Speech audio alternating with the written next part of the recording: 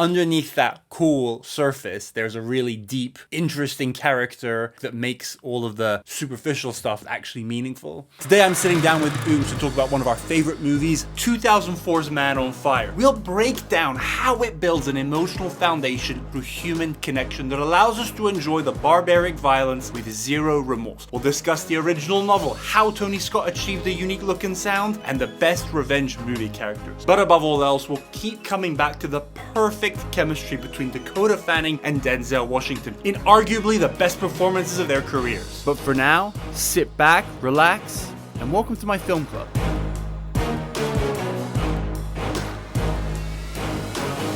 As Man on Fire is one of my top 100 movies, we were always going to do it on this podcast. But with the Netflix show dropping the day this podcast comes out, there seemed like no better time for you and I to sit down and talk about one of our favorite movies, Man on Fire. Just start us off with, why do you like this movie? You rated it 4.5 out of 5 on Letterboxd, which is why I asked you to sit down with me. So yeah, just give us an introduction as to why you like this movie. I think simply put, it's one of my favorite actors playing in one of my favorite genres, action, revenge, payback type movie. And I just think he's so badass in this movie. And for me, as one of my favorite actors, he's playing a specific role which I think he plays best, which is a troubled individual who's down on his luck, but he's deep down inside he's a good guy, does everything with like a moral purpose, even though it's a bit ambiguous at times. Yeah. I think you hit on the two most important things. Is that my summary would be that it's a cool actor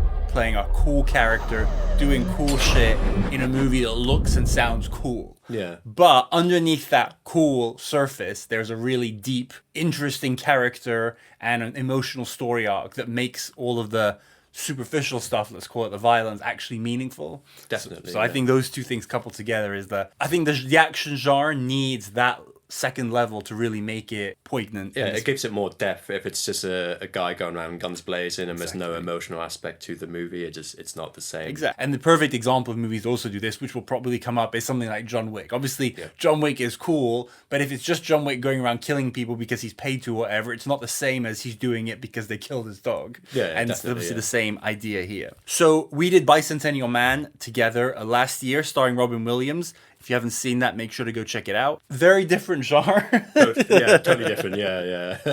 But I thought that was funny.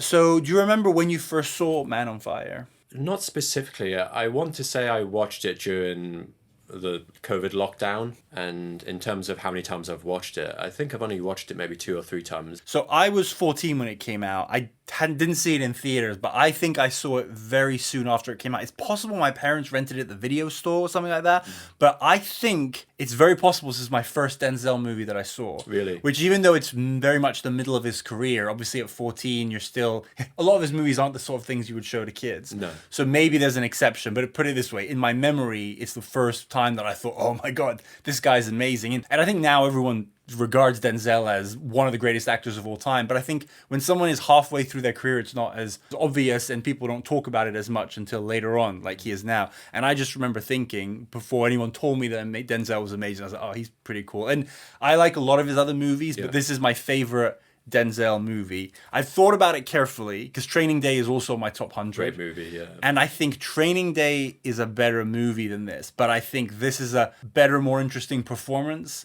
because the Training Day character, as cool as he is, he's mostly one-dimensional. Yeah, he is always playing this completely corrupt bad guy who's cool as hell. But I love the fact that in Man on Fire, I think especially the rectal torture scene, he that's where he's most similar to his guy in Training Day when he's like, oh, the president, that's you, like when he's playing like Mr. Cool and stuff. But then obviously, as you say, he hits so much more of his range. He's a bit more ridiculous in Training Day, whereas in here he's much more professional. It's a more serious performance. He's got a job to do. He's like he's doing business. And for me, range, and actually this is funny because it's with then range is one of the most important things for me when grading someone, the greatness of an actor, because it's fine to play one character. I'm literally looking at Joe Pesci right now, and like he always plays.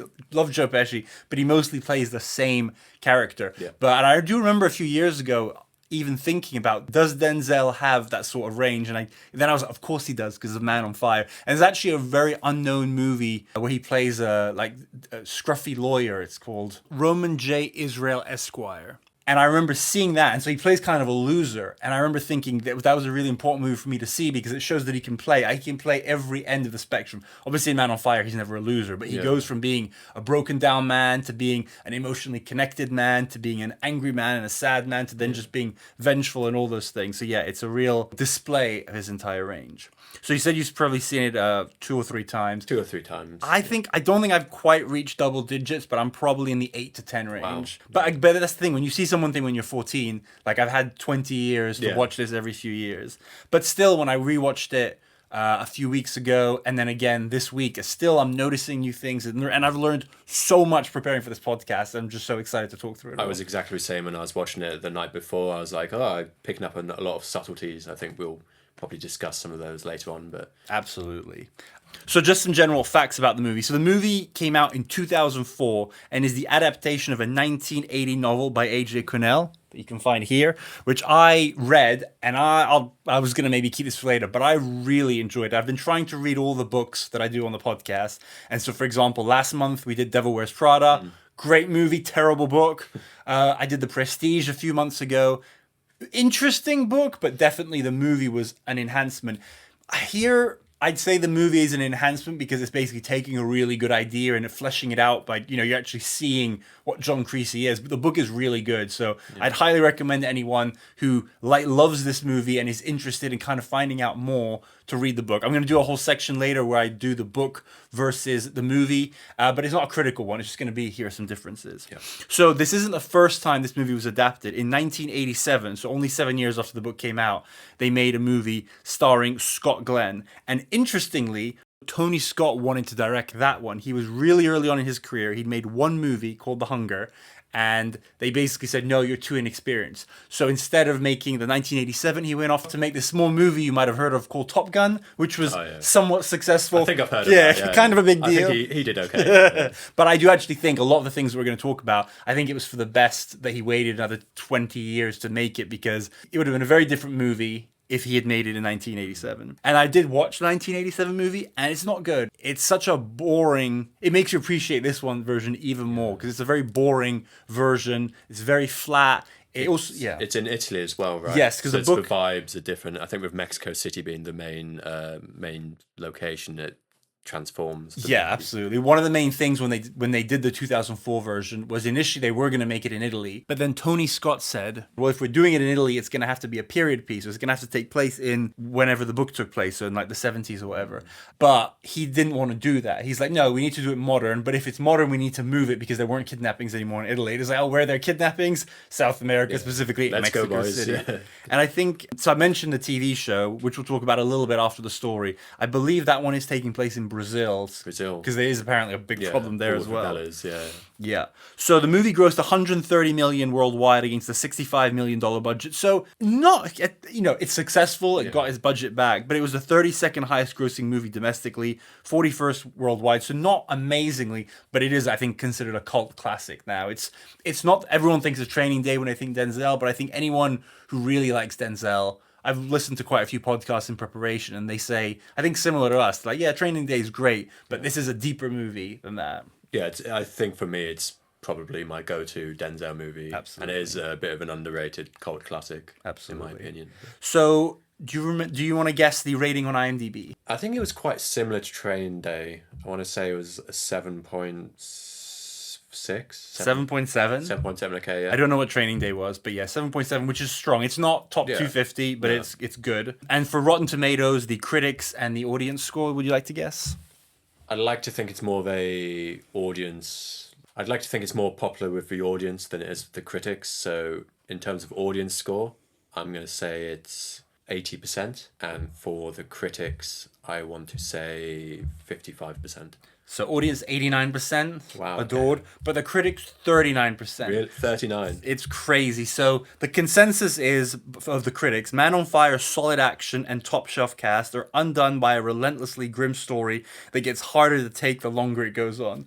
So it's kind of like they didn't appreciate. And I read some of the reviews, and they basically say, "Oh yeah, the beginning is cute and stuff," but then it just devolves into this mindless violence. But I've had this with quite a few movies like The Prestige, where I think, because obviously a professional critic is going to see this once and then writing their review, and I think that's completely fair. But movies like The Prestige and this, you need to watch a few times. Very different types of movies, and very different reasons for rewatching it. But I think you do need to rewatch this a few. Like the first time, you might not even fully understand the depth of the connection with the Dakota Fanning character, and I think the more you watch it, the more you pay attention to little details, and you get it. So I can sort of see that if you weren't paying fully attention, I always think a critic goes out and they see hundreds of movies a year and they have to write reviews. So maybe at a superficial level, you could see it like that. But yeah, they're completely wrong. And it's nice to see that it didn't stop its popularity, and obviously the audience knows better. But still, it's not on a level like, in terms of the constant violence. It's not like a John Wick level where that is... Yeah, once John Wick starts, I think he's probably killing ridiculous. within 15, 20 minutes, and he spends 2 hours, whereas here the violence doesn't actually start till the second half of the movie. So it wasn't just the critics, so there were no major awards. I think Denzel was nominated for an NAACP, which he didn't even win. No Academy Award, nothing, which is crazy, because to me, this is like a Best Actor nomination every day of the week. So this was the second version of Man on Fire, the first being the 87, but it was readapted again twice in Hindi and in Tamil. I think that part of the world, they love the whole like rugged guy on a revenge, so it makes sense. It was filmed on location in Mexico City, which is, I know it's a cliche, but Mexico is really a character in the movie. Oh, definitely, yeah. And it was the second Tony Scott-Denzel collaboration after Crimson Tide, and then they went on to do 3 more after this. Deja Vu, Taking of Palm 1, 2, 3, and Unstoppable. Unstoppable was their last one in 2010, which was 2 years before Tony Scott very tragically committed suicide in 2012. This is also a career-defining role for Dakota Fanning. This and I Am Sam, which came out 3 years before. She was cast in this thanks to being in I Am Sam.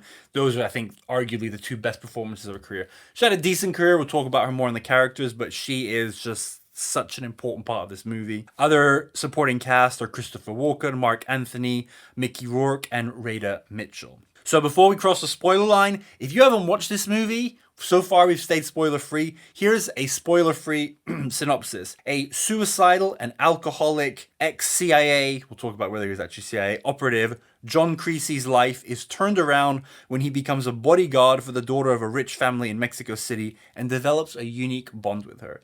Some synopsises give away a lot more. I think I stated, really, that's the premise of the movie. So now we're going to cross the spoiler line. So if you haven't seen this movie or are intrigued, go ahead, watch it. Definitely watch the movie before you watch the Netflix TV show. And then come back and hear us talk about every aspect of this amazing movie.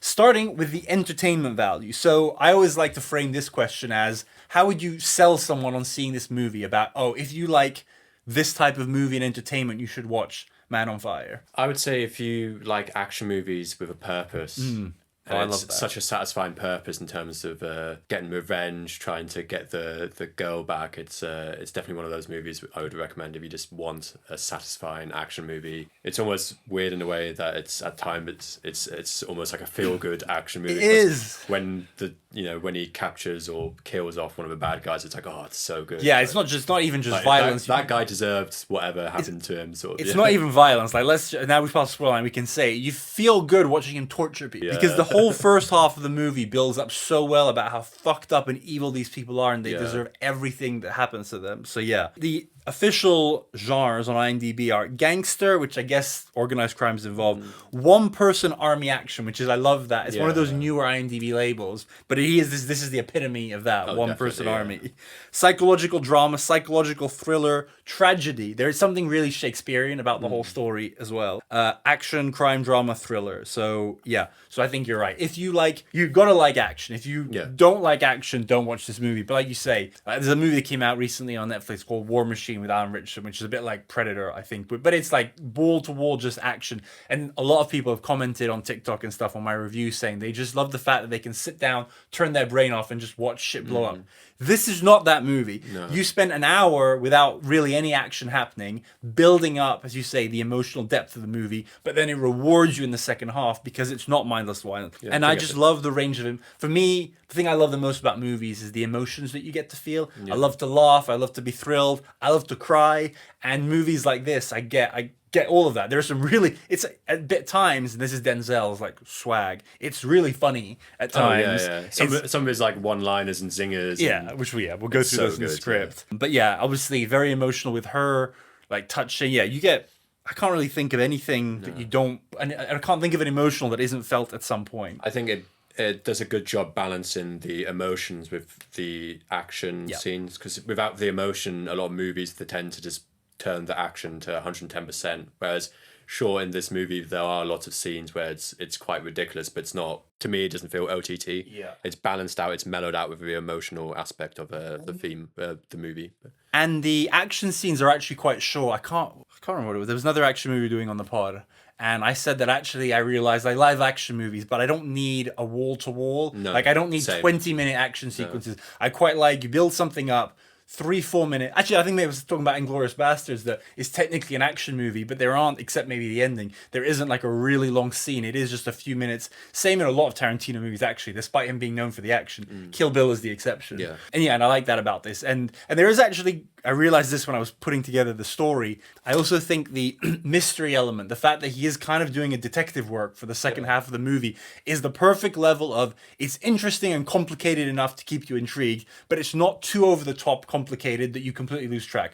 Maybe the first time you're a bit unsure who like Fuentes or Miguel or whatever is, but I think having watched the movie 2 or 3 times, you completely understand what the plot is, like who the different entities and why he's killing all these people. Yeah, I think after maybe the second watch, you sort of understand more the players and the game and how obviously the deal goes sideways and who's responsible. Because sometimes even in the John Wick movies, off the top of my head, I can't tell you like in the second one, like why did he kill the second group of people or whatever. Again, love the John Wick movies. But yeah, I do think here, killing with a purpose. And then finally, it's a very unique movie visually, and it just looks and it sounds really cool. It definitely has its early 2000s vibe, like set. Yeah, it's described as almost, because Tony Scott had a lot of experience making music videos and TV commercials. I always think it looks like a Linkin Park video for like the entire movie, especially the start with the sort of introduction to Mexico City. It's so new metal, Linkin Park. Honestly, at the beginning of my last rewatch, I was actually thinking like the whole movie isn't like this, surely, because it almost like it can almost make your head hurt. Like it was when I was watching it in bed the other night, like the intro. With shaky cam, the flashing colours. Yeah, it could almost give you an epileptic fit. But luckily, they sort of do calm down. Yeah, they do. They do it I think they do it right at the beginning. Then they go back to normal, which is cool. And then I think they use it a little bit at times, like the whole shoot when she gets kidnapped. They use it a lot there. And then I think they kind of use it more and more at the end, but it's obviously used to show his state of mind about the fact that he's basically bleeding out and dying. And so as he goes on, his whole vision, his state of mind is getting blurrier and blurrier. It sort of makes you feel uneasy when it happens, which is like, it's a good editing. But yeah, but as you say, they don't overdo it, thankfully. And the sound, I'll tell you all about how they achieve that visually and about the sound, both the music and the score. I did find exactly how they made that twang sound. Oh, yeah. So I'll tell you about that. But yeah, so very entertaining movie.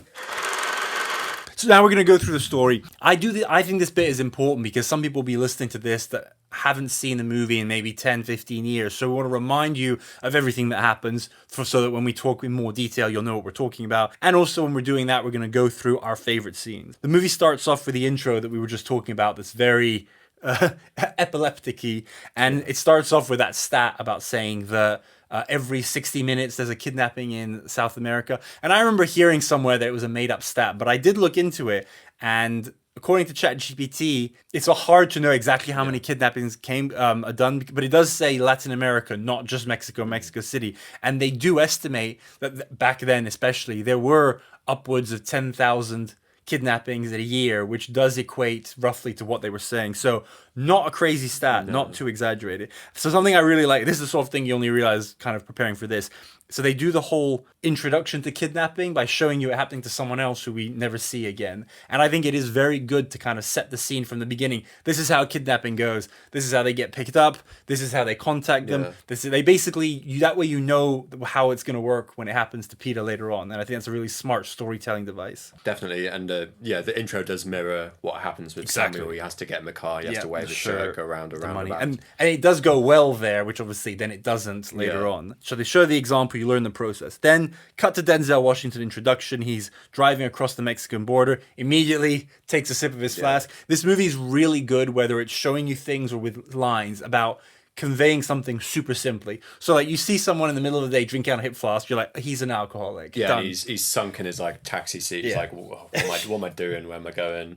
A bit depressed looking. Exactly. And then he meets Christopher Walken, who's like one of the cornerstones of this movie. They have this really nice barbecue. They drink together. And then again, they have this line, which is in one of my favorites, where Denzel asks Christopher Walken, he says, do you think God will forgive us for the things that we've done? And Christopher Walken goes, no. And Denzel goes, yeah, nah, me neither. Yeah. And again, you get hints of it later on, but you're like, okay, these guys are military people who have killed and done a lot of bad things. And again, it's hinted, but you've established it there. Like two things: he's a drunk and he's got this bad past. You know 80% of Creasy in the first 2 minutes of him being on screen. So they're just talking generally. They don't actually start talking about the bodyguard thing. Then we meet Mark Anthony and Mickey Rourke. Mark Anthony is playing Samuel Santos. So I've read the book, and the way my philosophy with books and movies, if a movie says something that clearly doesn't line up with the book, then you just go with whatever the movie said.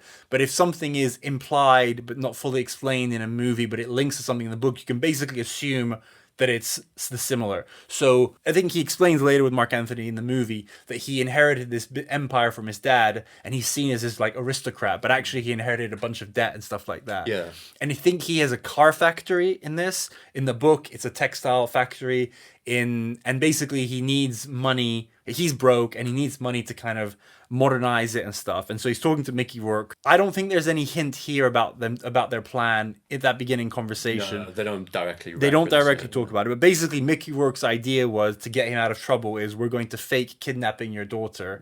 It's not exactly clear when it happens. In the book, the plan is initiated before he's even hired. So I think it's fair to assume the same thing happened here. That the idea was you're going to renew your insurance policy. We're going to get you a shitty, cheap bodyguard. We're going to kidnap her, and then we're going to take half the money from the ransom to help you with your financial woes. He makes a point of just saying, you can just fire him for incompetence. Exactly. Like, it doesn't matter who this bodyguard is. It's more just an insurance. Another thing, and this is definitely hinted at in the movie, but it's said explicitly, Pita was in school, but she was taken out of school after a kidnapping happened around them, and the mum freaked out. And then we saw it in the deleted scenes. There's the first scene with the mum in deleted scenes is her basically saying, we need to get a bodyguard. It's a safety thing, but then I think there's also a prestige thing of having a bodyguard is like having a luxury car. Yeah. So that's why Mickey Rourke says this will keep your wife happy, about kind of have it as a token. Then it's hinted they want a bodyguard. Then we cut back to Denzel and Christopher Walken, and Christopher Walken says, you could be a bodyguard. And then they talk about that. And then there's the Mark Anthony interview scene, which is one of my favorite lines. Mark Anthony looks at his CV and basically says, you're overqualified. Why are you so cheap? And he just says, because I drink. And it's like, oh, cool. Yeah. And his reaction is really good. He just kind of looks out and he's like, so he's probably thinking, great, this is even better because it means that he's really not going to be able to do anything about the kidnapping.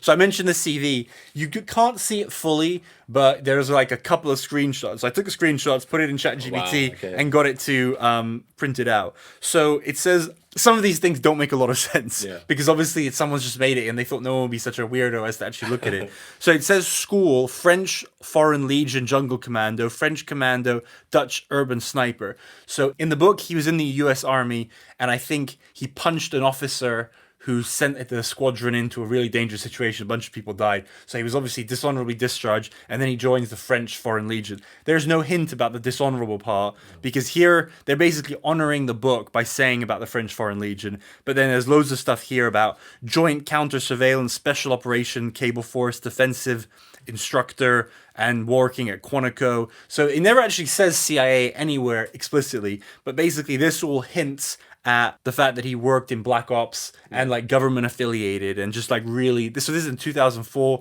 We're in the war on terror, so it's like some really bad stuff. And there's some of the stuff here is about upon completion of his tour with the 3rd Force Reconnaissance, Mr. Creasy was assigned to develop a highly specialized firearm training defense. This school, the high-risk personnel combat course, was designed to teach high-threat counter-terrorist activities using pistols, shotguns, rifles, and foreign weapon systems. So how convenient. Yeah. And then there's a bunch of other stuff. But basically everything here is to say that this guy is an absolute killing machine. Yeah. ChatGPT's analysis was that this is actually like overqualified to the point of myth. and a mix of real things like Quantico or Force Recon, and then fictional things. Yeah, there's at one point it says that he did off-road instructor at Land Rover University, Arizona. I checked, there's no such thing as a Land Rover University. But yeah, and it's basically the film telling you this guy is the worst possible person to piss off. Exactly like the whole John Wick vibe, when everyone's like, the Baba Yaga. So he gets the job, goes to the house, meets the wife and daughter. That you enjoy the thing there with the drink. Yeah, because the dad's like, don't tell my wife you drink. And when they arrive, he's like, I'll have a Jack with water, as if to make it a bit more like socially acceptable. But the wife goes and just pours him a Jack Daniel's straight. And it's one of those subtle details, I guess we'll talk about later, which I think helps to elevate the movie. Absolutely. So Pita meets him, and then when she's being tucked in that evening, she describes to her mum that he looks like a sad bear, which begins the whole Creasy Bear theme. This is the mini, I call this the mini Jack Daniels and gun sequence, because it doesn't go full on like it does later with Blue Bayou, but you do see him drinking and playing with his gun in his bedroom, just kind of showing you how he is when he's by himself. Then it's not good. Then also he finds a bird, and this is a detail I only kind of really noticed and paid attention this rewatch, that he finds this bird, I think it's a parrot, in his room, and he frees it, and later on the bird comes back, and apparently the bird is supposed to symbolize sort of his spirit, and I think it's a bit of a forced metaphor, but I think it's the idea that when he lets the bird go, he's lost, doesn't know where home is. He's a prisoner of his own, something like that. His own mind. Yeah, but then when the bird comes back is when things start going better, and it's sort of like he's come back to like the life of the living. Interesting. Birds are a very easy thing to do metaphors with. And then he starts driving her to school. We have the first real chat between the two of them, and one of the key things which they do. This is where you miss it the first time, but they really go into the book, is that she wants to be friends with him, clearly. And he rebuffs her the first time. But rather than just being like, oh, I'm a cute kid and like I'm gonna be funny and stuff, she kind of speaks to him like an adult and asks him questions. And in the book, they really talk about how the thing that gets him interested is the fact that she's interested about the world and curious and also very innocent about stuff. So for example, one of the questions she asks him here, which is like, so how does being black affect being a bodyguard? Is it a good thing or a bad thing? I think he says, only time will tell. But it's the sort of like, that's not the sort of question your average 8-year-old would ask. So I think that first chat goes down quite well, but it's on the way back from school that she kind of pushes him and tries to be more friendly with him, and then he has to say, I'm here to protect you, I'm not here to be your friend. I mean, it's an important part of the story, because if he was immediately, oh yeah, let's be friends, it would be a bit weirder. Yeah, he's still like fresh off a boat, he's miserable, still depressed, still a full-on alcoholic, and he's given her the cold shoulder for the entire journey, and she just gets better. Yeah, and I think he just understands that chances are he's only going to work there a few months, chances are something bad could happen to her, like there's a lot of reasons not to get attached to her. Plus, he doesn't want to. I think he even makes a comment that he's like not good with kids and stuff. But yeah, so he really puts her in her place, and then she has get that first scary scene where she gets out of the car. Yeah, he's like, oh. Yeah, even that one you rewatch sometimes if you haven't watched it in a few years and you forget. You think, is she gonna go running in the streets? But also it shows that she's not completely stupid. Like I mean, I did realize she could have just climbed through the car and gotten into the back. Yeah, but she was like making a point, but she's like trying to. Yeah, absolutely. Yeah, then the wife comes and sort of says like, oh, like she basically tries to confront him about it, but he says, I'm here to protect her, not to be a friend, and she basically agrees. They have a little conversation about the Bible. That's an interesting one there. Even though Pita does give him a crucifix in the book, up until then he's basically non-religious, and he doesn't really become religious, it's symbolic, whereas here there's a lot more religion in the movie, but Denzel's a very religious man, and in the behind the scenes they did say that he was kind of him who infused it, because he talked about it with Tony Scott, and obviously there are very biblical themes here of, forgiveness and revenge and wrath and all that sort of stuff. So it does make sense, and it's kind of introduced here with his Bible. Then we have the Blue Bayou failed suicide Jack Daniels scene. So this is when I think they crank back up the visuals. Yeah, they go new metal 2000s. Music video. Is it 9 Inch Nails or something like that? I can't remember, but it's intermixed with Blue Bayou. Yes. It sort of cuts in and out. Yeah, it's a very stylized, cool scene. It's one of my favorite scenes. We'll talk about it more in the production, but an iconic Jack Daniels scene. Yeah, iconic. Yeah. For better or for worse. But yeah, so what happens is he's like all fucked up in the head, and he puts a bullet and he tries to kill himself basically, and the gun jams. And so he calls Christopher Walken and says, does this ever happen? And he's like, very rarely, but sometimes. I think they say that the bullets never lie. Yeah. And so he keeps the bullet for later on. Chekhov's bullet, you know it's going to come back at some point. But I also realized it's only on the last time Pita, so when he calls Christopher Walken, he's out in the rain. Also, Christopher Walken is so good there when Denzel asks him, like, oh, did I wake you up? And we've just seen him get woken up. He's like, no, I was watching TV. Like, he's just such a good friend. Yeah, a great friend, yeah.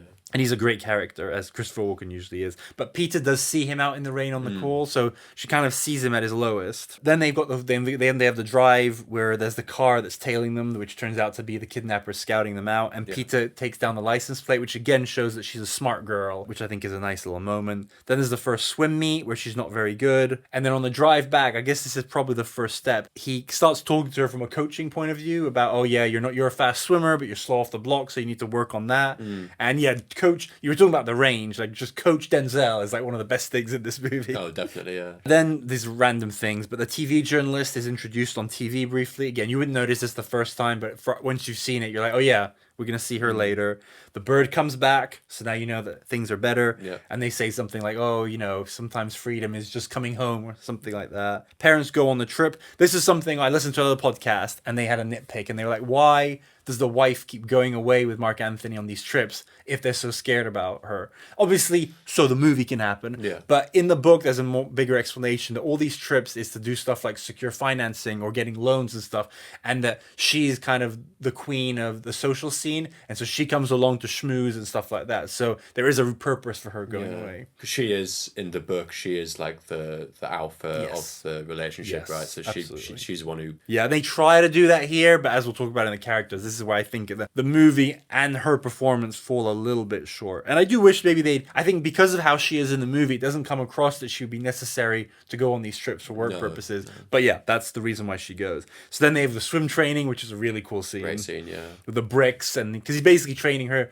to react better to the gun. And not fear the bullets. Exactly. To get off the block. And it's the sort of thing, I don't swim, but I actually have a friend of mine who's going to come on the podcast actually to do Snatch, but his daughter, who's actually probably maybe she's a couple of years older, but she's a serious swimmer, and I'm going to be like, she needs to watch the scene. Watch the scene. And you'll be a super fast swimmer. And then so that's like they're getting good, and then this is my favorite scene of the whole film. So the scene where it starts off with her asking what a concubine is, which is in the book, and he explains it's kind of like a wife, and then she goes, well, the Emperor of China had 1,000, and then they make a little joke about how, oh god, that's a lot of work for a man to have. I think she says, like, could you imagine 1,000 of my mum or something? Yeah, exactly. And so they do that. He smiles, and then it's just such a touching moment where she goes, Creasy, you smiled, and he's like, no, I didn't smile. And this is the reason why to me this scene is the beating heart of the movie, because just that moment you understand everything that happens in the second half. And she's perfect. She's cute and childish,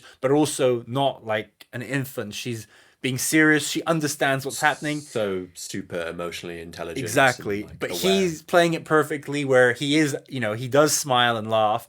But then when she says you smiled, he pretends to be like, no, I'm not. But you can also smile. But you can see that he's not actually getting mad about it. It's all a joke. And then he's like, no, I didn't smile. 5 seconds ago. It's like, but 5 seconds ago was that. It's like, 10 seconds. Okay, maybe. And then it's just, he hits like 3 or 4 dimensions of his range. She's perfect. And they just, apparently there are scenes that were improvised between the two of them. Yeah. And it kind of feels like that one must have been, because it's so pure. It definitely has that energy where to have it scripted, it would just feel a bit. Yeah, it would be really straight cuts and a bit. I think it's the sort of thing you'd be like, we need an emotional moment here. So I'm sure, because the concubine question is in the book, so I'm sure that was scripted. And then they were like, we just need you to do what comes naturally. Yeah, and then she asks about, oh, Creasy, have you ever had any girlfriends? And he's like, that's ancient history. That's ancient history. Yeah. What was your girlfriend's name? Nonya. Yeah. Nonya? None your business. Yeah. One interesting detail is that usually in movies, they don't necessarily film chronologically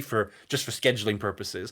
But they thought it was so important about their relationship to evolve that they actually tried to film most of it chronologically, so that as the film progresses, the two of them are actually getting more comfortable to being together. Mm-hmm.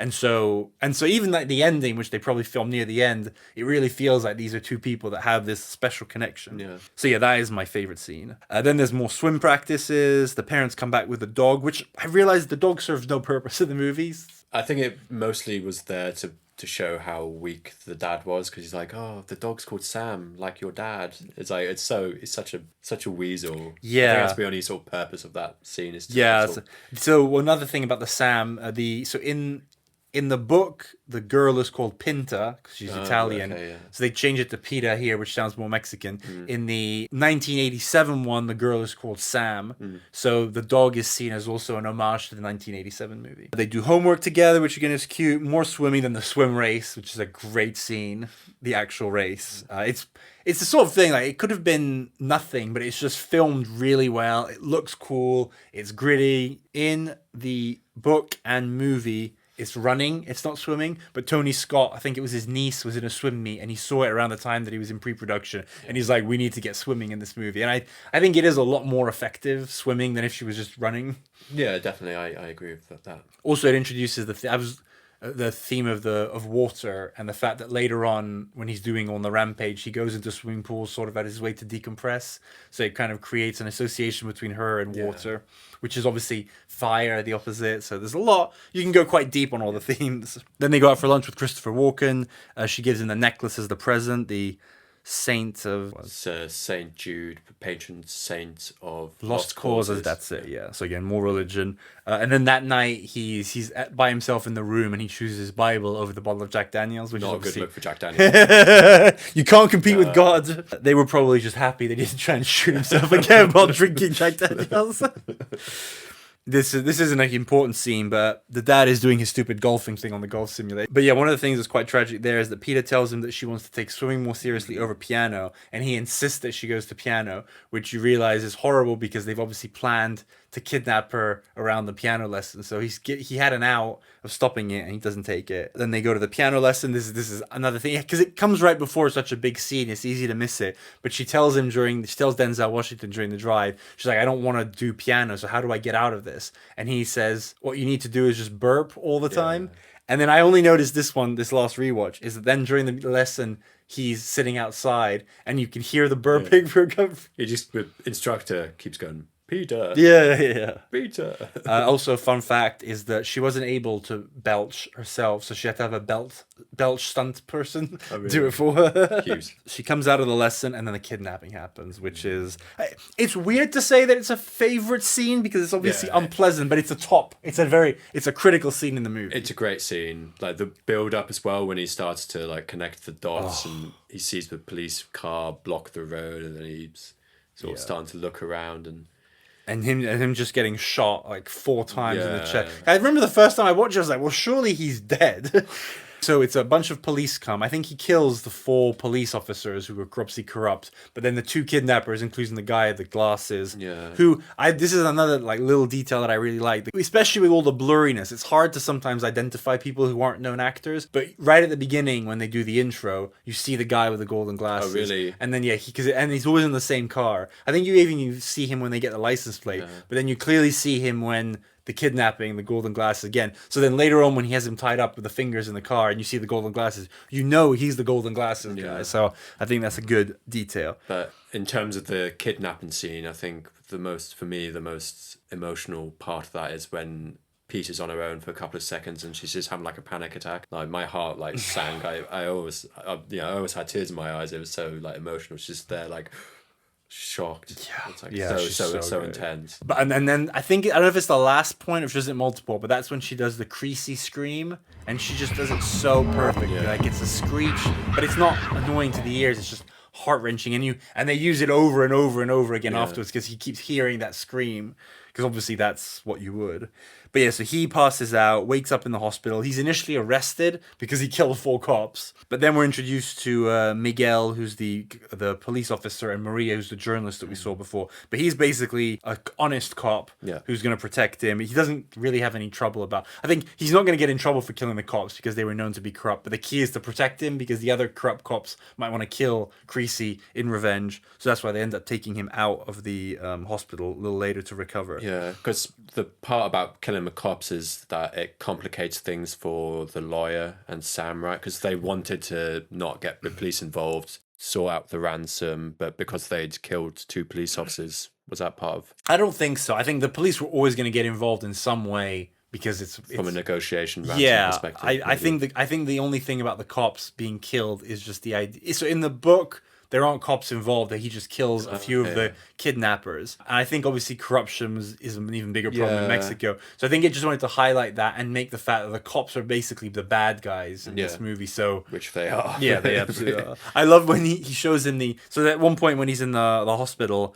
the Miguel, the good cop, asks him about a bunch of photos, and Denzel goes, well, maybe you should show me some pictures of police officers. And he says, those are all corrupt police officers. But yeah, I think there you clearly see the sunglasses guy in the lineup. Yeah, he pauses when he's looking at it. He's like, obviously taking the details down. Yeah, even though he's like half dead, he's still working. And so I think they go back and forth between Denzel's sort of recovery and so they try to do the ransom money for her, and it fails. So there's a bunch of money. I think it's $10 million US, which is supposed to be delivered by Mark Anthony's character. He puts it into a car, and then as he leaves, there's a shootout. And basically what's happened is that the police have wanted to take the money. They had some of their own guys ambush the guys who were coming to pick up the money, and they get into a shootout, and they kill one of the head kidnapper, the voice as he's called. They kill his nephew, I think it is. So he's really pissed off. And supposedly then Pita gets killed because the whole thing fell through, and everyone finds out about that and obviously is crestfallen. Here's an interesting point I wrote though. So even though there are shots of Denzel in his bed, he's pretty much either not in the movie or unconscious for, I timed it, 15 minutes from the time that he's dead to the time that he's actually out of bed and moving around again. And I realized it's not immediate, but the movie just feels different when he's not in it. You're like, oh, this is just a normal movie right now, and it should be exciting because there's ransom being paid, there's shooting. Like, it's not like it's boring. It's not like it's just people talking.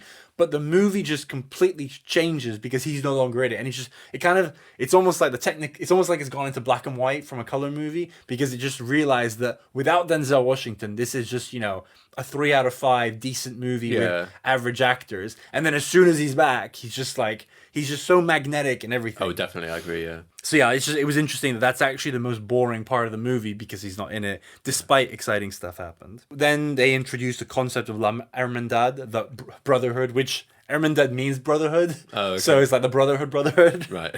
Classic Americanism. Christopher Walken drives him away, thinks that maybe he's just going to go back to the US. I think he says, we're going to drive you to a military base, they'll take care of you. And he's like, I'm not going. I think he's not totally sure on what he's going to do at that point. But then he goes back to the crime scene, meets the journalist who says, I'll help you. She's obviously becomes very useful to him. And I think that's when he says, okay, if I have some help, maybe I can figure this out. Goes back to the house. Yeah, so you reckon the journalist is one who planted the seed in his head in terms of going on a revenge spree, or he already had that intention? I think he's told Christopher Walken he's not leaving because he needs to find out. Yeah. But then I think if he hadn't met the journalist, he would kind of been at a dead end, because he tried to write down the license plate himself, but I don't think he got it, whereas she did. But obviously the license plate is kind of useless if you don't have someone that's going to look it up for you. So I think when he met her, then his wheels started turning. He's like, okay, I really need to find it because she'll help me. So he goes back to the house, gets the diary, and then he's kind of off to the races. He speaks to the wife there, and that's when he tells her, that's when he states it, I'm going to kill them all. Anyone who breathed, everyone who profited, every single person, I'm going to kill them all. And then one of my other favorite scenes is that when he buys all the guns, it's very much like in the Matrix, guns. Lots of guns. Like a weird looking arms dealer, and this is like a random child looking over the whole deal. And again, it's very stylized there. Mexico. Yeah.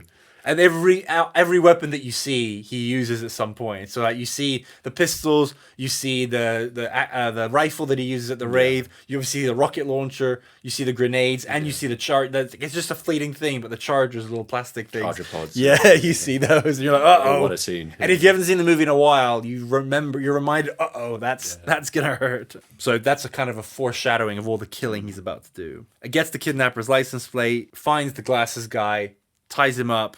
First major torture scene. I forgot how good this scene is, because they play the radio and it's like this happy-go-lucky music, and you're just torturing him, like interrogating him.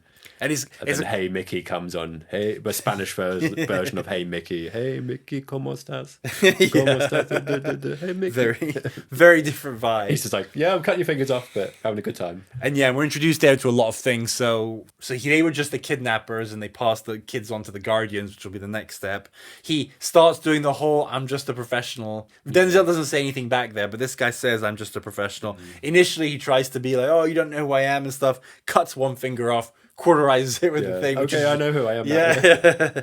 Then he cuts, and I think then he starts giving information. This is why I've heard this in other movies where they talk about the right way to torture people, and cutting someone's fingers is a great one, especially the cauterization, because you have so many ways of doing it. Like you have 10 exactly, you have 10 goes, and if you really want, you can go for the toes. And it's the fact that, and they always do this in movies, especially for drama, is at first they won't say anything, so you give them a first taste, and they'll give you a little something and hope that it satisfies you, and then they ask for the really important stuff. It's like, no, I can't. It's like, okay. Yeah, and then he cuts off. Yeah. I also love that he didn't even go for the third finger. He's like, no, I need to escalate this, and he just takes a bit of his ear off, and then he finally has all the information, gives him his final cigarette, and then he has one of his best lines where he says, on to the next life for you, and you will not be alone. How do you feel about him when he's finished in the scene? He shoots the guy in the head and then lets the car roll off. Would you have preferred it if he was like still alive and the car had gone off a cliff? That is a great point. That would be like viewer to direct that scene. I think most directors would have it. Yeah, I know because his hands are tied to a wheel, and it's like, oh, he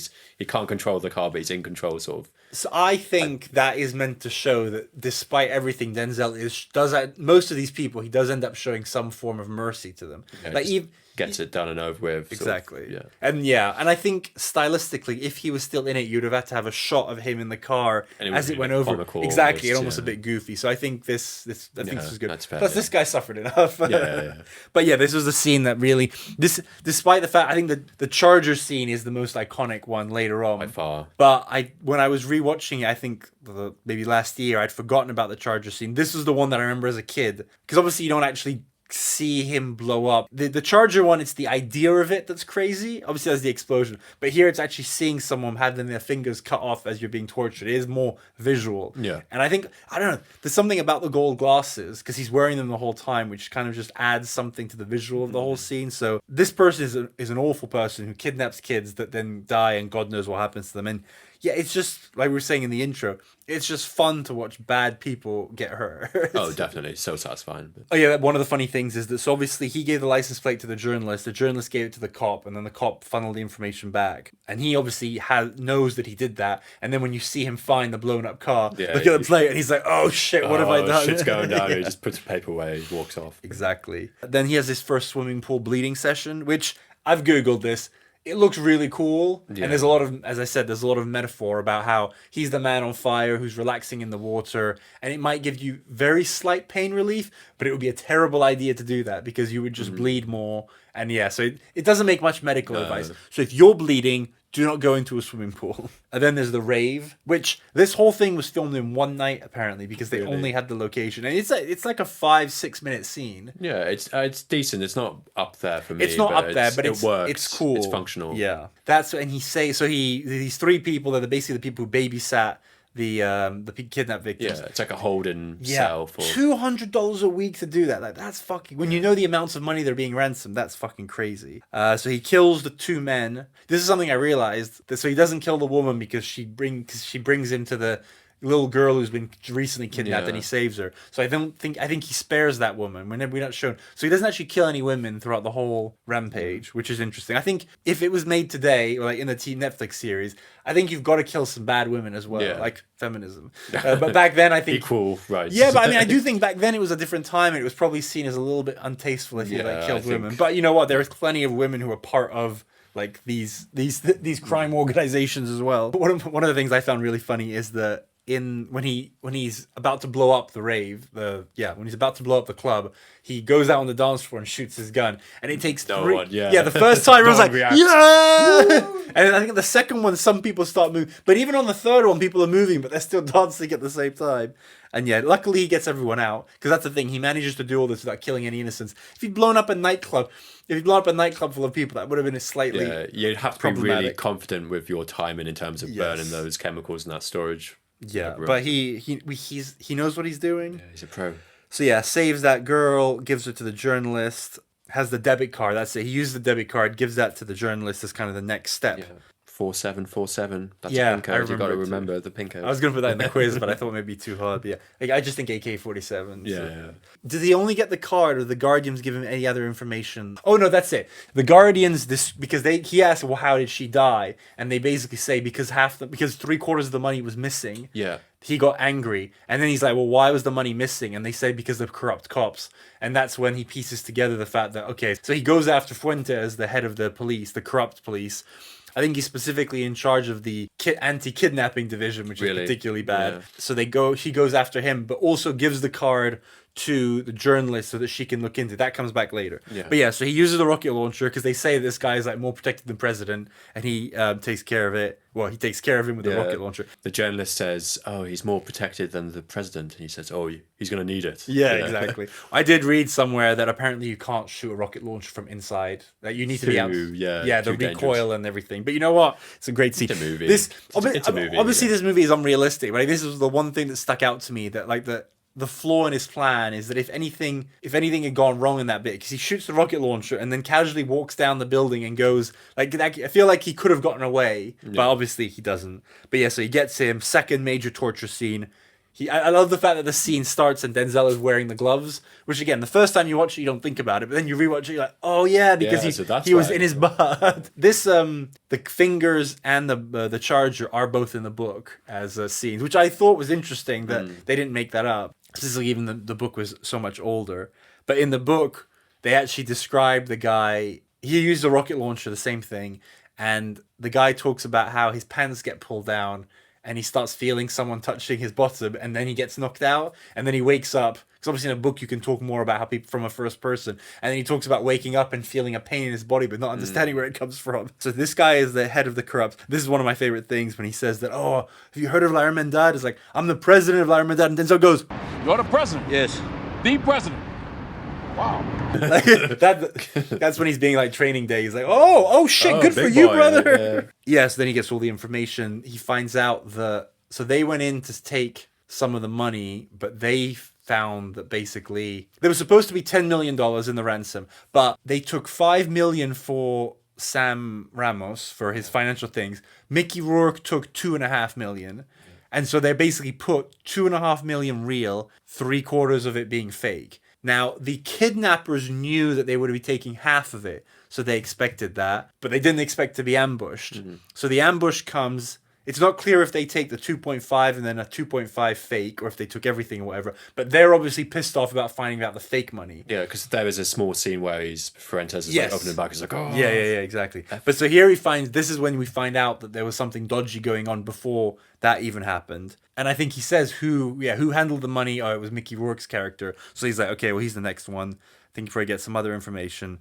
And then blows him up with his butt in. Have you ever seen A Lonely Island? Cool guys don't look at explosions. It is one of the best, like, walk away from explosions. There are actually quite a lot, but yeah, this has got to be one of the best ones, and it's just it's so good. Then he goes to Mickey Rourke's house, finds him beheaded. There, I don't think it was in the deleted. Was it in the deleted scenes? Him cutting his head off? It is in the deleted scenes, but they don't the movie. They don't insinuate who actually killed the lawyer. But he says it later. He says, "I killed him." He says it later. Yeah. But yeah, we watched the deleted scenes yesterday, and we found a lot of them. Either they were like, "This is fine," or they really added nothing. So, given the movie is still 2 hours and 25 minutes, I think they did some good things cutting. Those out. I mean, not seeing him be killed works. Well, also you don't first watch. You still don't know the dad is involved. Whereas if you saw him doing it there, you would know. But the important thing is at Mickey Rourke's house, he finds the fax machine showing the bank transfers between Mickey Rourke and Mark Anthony. Then he goes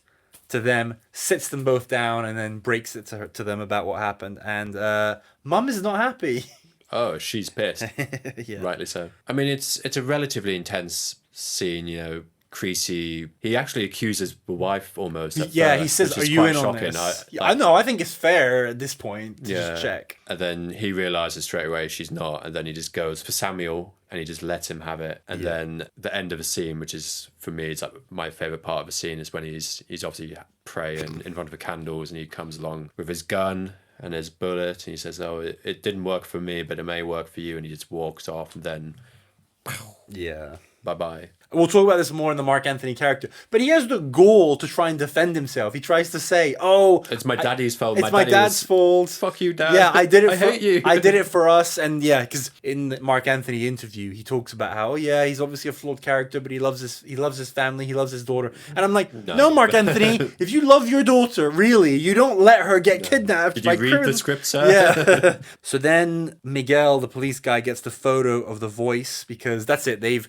using the credit card, they've traced it back to the wife of the voice. Yeah. And they managed to get into the house pretending to give cholera vaccines, I think it is. And so they managed the house, and they managed to steal a picture of him. So they have the picture which they put in the newspaper, but they know where it is, so Denzel can go. Also at one point, because one of the things people have said is like, why? Because obviously the journalist is on the case. Why wouldn't you just kill her? So I went to the last rewatch thinking about that. But the big thing is that she has the photo that she's going to put in the newspaper, and they ambush her and they say, don't publish the photo or else. And I was like, actually, it's smarter to do that, because if you just kill her, she's not going to stop the photo from being published. Yeah, it'll be Whereas released. if you intimidate her, maybe there's a chance. But she isn't intimidated. No. One of the things, though, the driver, so they ambush her. And kneecap her him. fucking driver gets shot in the Yeah, kneecap, which is an brutal. injury you do not come back No. from. And you never see him again. You're like, oh, poor guy. Like, why didn't they shoot her in the kneecap? So Denzel Washington finds the brother of the voice on the police surveillance. There's a little bit of a shootout. Denzel is careful there because there's the wife of the voice who's pregnant and he doesn't shoot her. The brother uses that, tries to escape, crashes. Denzel pulls him, brings him up to the roof, and then calls the voice. I think he's basically saying that he would, because at this point he doesn't know Peter's alive. I guess his plan was to basically say, you need to come here to save your family, and then so he could kill him. But he tells him that Peter is alive. Can't remember at what point he blows his hand off, but yeah, he shoots the brother's entire hand off. He's like, oh, I think your brother wants a word, and then he just boom. It's like, Which again, his brother is an absolute like slimy piece of shit. another weasel. Yeah. Another funny bit here, which again you blink and you miss, is that the wife starts pulling like bagged up money out of like the. I don't want your money. Yeah, I don't want exactly. your And, money. and then that's it. The voice says like, "What do you?" I think that's what causes him to shoot it. The voice says, "Oh, how much money do you want?" And he's like, "No, let me show you that this isn't about money," and shoots his hand off. And then he tells him Peter's alive, and then says, "Life for a life." So I don't know. This is a nitpick. What do you think of the deal? Do you think it was a good idea to take this deal, the life for the life, or should he have just said, "No, you give me the girl, or I'm going to execute your brother and your wife who's pregnant with your kid"? I think in terms of the emotional aspect of the movie, they had to do like he sacrificed himself. But in terms of the deal, you just think you just swap the brother for the girl. Because he says That's at one point, fair. he says your brother for the girl, and he's like, no. Because he says a life for a life. Because I guess what he's saying, and he's right here, is that if I give you the girl and you give me my brother, you're still going to come after my life. So by you giving yourself up, it means that I'm going to be free. Because I think he says that in the deleted scene. He says, "I'll get my life back by you being dead." So it's not so much that he wants to kill Denzel Washington, but by killing Denzel Washington, he gets rid of the threat. But he gets like a 2-for-1 almost. Kind of, Which yeah. is like not a great negotiation. But here's my position, view. but But here's what I think is that let's just say they traded the brother for Peter. Then the voice would disappear and he would never get to him. Whereas I think Denzel's idea was that if he survived long enough to get to the voice, he would find a way to kill him. It's either that or he knows he's gonna die anyway because his wounds are getting worse. Because he gets shot again by the brother in the house. So he gets shot a fifth time and he's still bleeding everywhere. It's one of the two or a bit of both. He's like, if I can get far enough. I mean, also, if you're a bodyguard working in Mexico City and you've already been shot, like, put on a Kevlar vest, man. Like, that's one of my gripes of this movie. Oh, that's a good like, point. I hadn't thought about that. You bought all these weapons and That's a good bombs and stuff, point. like, buy a vest, man. Yeah, that's a good one. We'll just finish off and then we'll talk about the alternate ending because that ties into what we're saying. So, life for a life, they go to the bridge. That setting is beautiful. Obviously, the road's a bit shit, but the active volcano in the background is super cool. One of the best visual shots is when he's approaching the bridge. You know, it's just going up the side, crosses over, beautiful backdrop. This bridge now. Yeah, it's so it's close. It's in Mexico, obviously. It's the mountain is called Popocatépetl, and it's an active volcano which apparently had erupted like that morning or something, which is how all the clouds look super cool and everything. And then they do the trade, super emotional moment, and then he dies in the car, and then we're showed that the voice is killed. That same, because they put the dates, that same day, the Miguel guy, obviously, it's not exactly clear how, but they tracked him down somehow. Yeah. And he shoots him in the swimming pool. So, did you didn't know about the alternate ending until last night? No, I wasn't aware of the alternate. So the alternate ending, it basically has it's everything that happens there, but instead of him dying in the car, he gets brought to the voice's house, and then they chitter chatter. The voice says some stuff about how hard his upbringing was and blah blah blah blah. But then basically Creasy touches his watch and then everything blows up. So the implication is that he stuck the charger up his own ass in order to kill the voice. Yeah, it would have ruined the vibe of the movie if that was Some people have said that, but I do think that the idea of him doing that in order to kill the voice tracks. Yeah. But I do think they chose the better ending. Yeah, definitely. I think thematically it would have been completely fine. It would have been on trend with the movie, but in terms of the emotionality, the idea of him just giving up his life by doing it the way it did, it's like he gave up his life to save her. Whereas if you go on the alternate ending, it's the idea that he gave up his life to kill this guy, and that's much less poetic. So the TV show, we watched the trailer. What do you think of it? It's no from me. I mean, I think it took us less than 10 seconds to realize it's probably not. It hasn't got any of the style. It just got the charm. It looks like it's too much studio set action. Like the set scenes didn't look particularly great. Yeah, I wouldn't say it looked cheap, but it looked like The Night Agent, these other Netflix shows, whereas the whole point of Man on Fire is that it's so stylistically unique. There was none of that. No. I also think the actor, I'm sure he's going to be fine, but he's never going to fill the shoes of Denzel. No, he's a lot younger, so it's a different thing. I'm not filled with confidence for it. I'm not going to rush to watch it. I'm definitely going to watch it, and I'll be putting a video up on YouTube talking about it. But I'm going in with very low expectations. Yeah. Low expectations, but I'm not saying that I'll be like, oh, it was fine, because I'm expecting it to be bad, but the bar for it to be good is really high. So a few things on the differences between the 1987 movie and this one. It's a fascinating comparison of two films that roughly have the same bones, because obviously they're the same source material, but are totally diametrically opposed in terms of execution. The 1987 one was boring looking versus this one being flashy and daring with the way it looks. This one is deeply emotional, whereas in the last one, it's an 80s movie, and I think it was a thing there that it was basically a show don't tell. So rather than going into any of his PTSD, there's just so many shots of Scott Glenn just like looking off into the distance and like being morose and all that sort of stuff. Very 80s. Exactly. But it's very surface level. And then the relationship, because the whole relationship between Creasy and Pita, like done wrong, it could be creepy, and in the 87 one, it's borderline creepy. The violence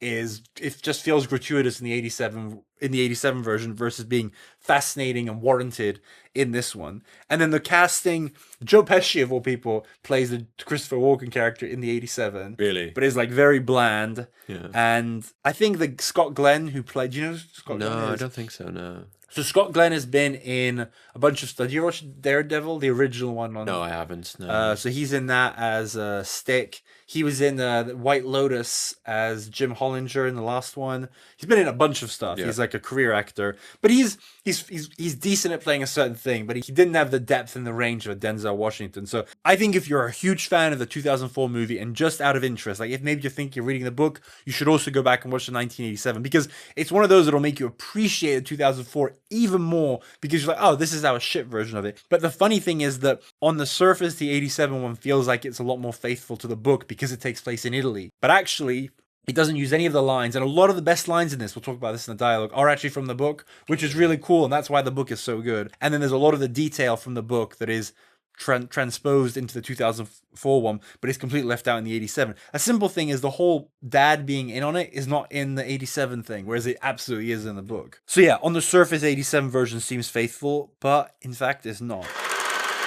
And so now, putting aside the 87 one, now I'm going to give you 6 main differences between the original book and the 2004 movie. So the first major one is obviously the fact that this takes place in Italy in the book, whereas here they moved it to Mexico. As we said before, it's because back when the book was written, when it takes place, kidnappings in Italy were extremely common, whereas by the time 2000 came around, they would have had to make the movie take place in the past, and that's not what Tony Scott wanted to do. So change of location, but like you say, it adds a whole other vibe factor, because if you had that stylistic thing in Italy, it would have been very different. Yeah, and I think the mafia, the Italian mafioso, it's sort of now seen as a archaic sort of criminal organization, where in Mexico it's literally that kidnappings still happen it could happen tomorrow. There's probably going to be kidnappings. You know? Absolutely. And the other thing I think is that because it takes place, everyone knows the cartels are the most vicious criminals in the world. Yeah. You know, short of like raping someone. Creasy can pretty much do whatever he does, and it's never going to seem like he's going too far. No. Whereas I feel like, especially, you know, the mafia did terrible things back in the day.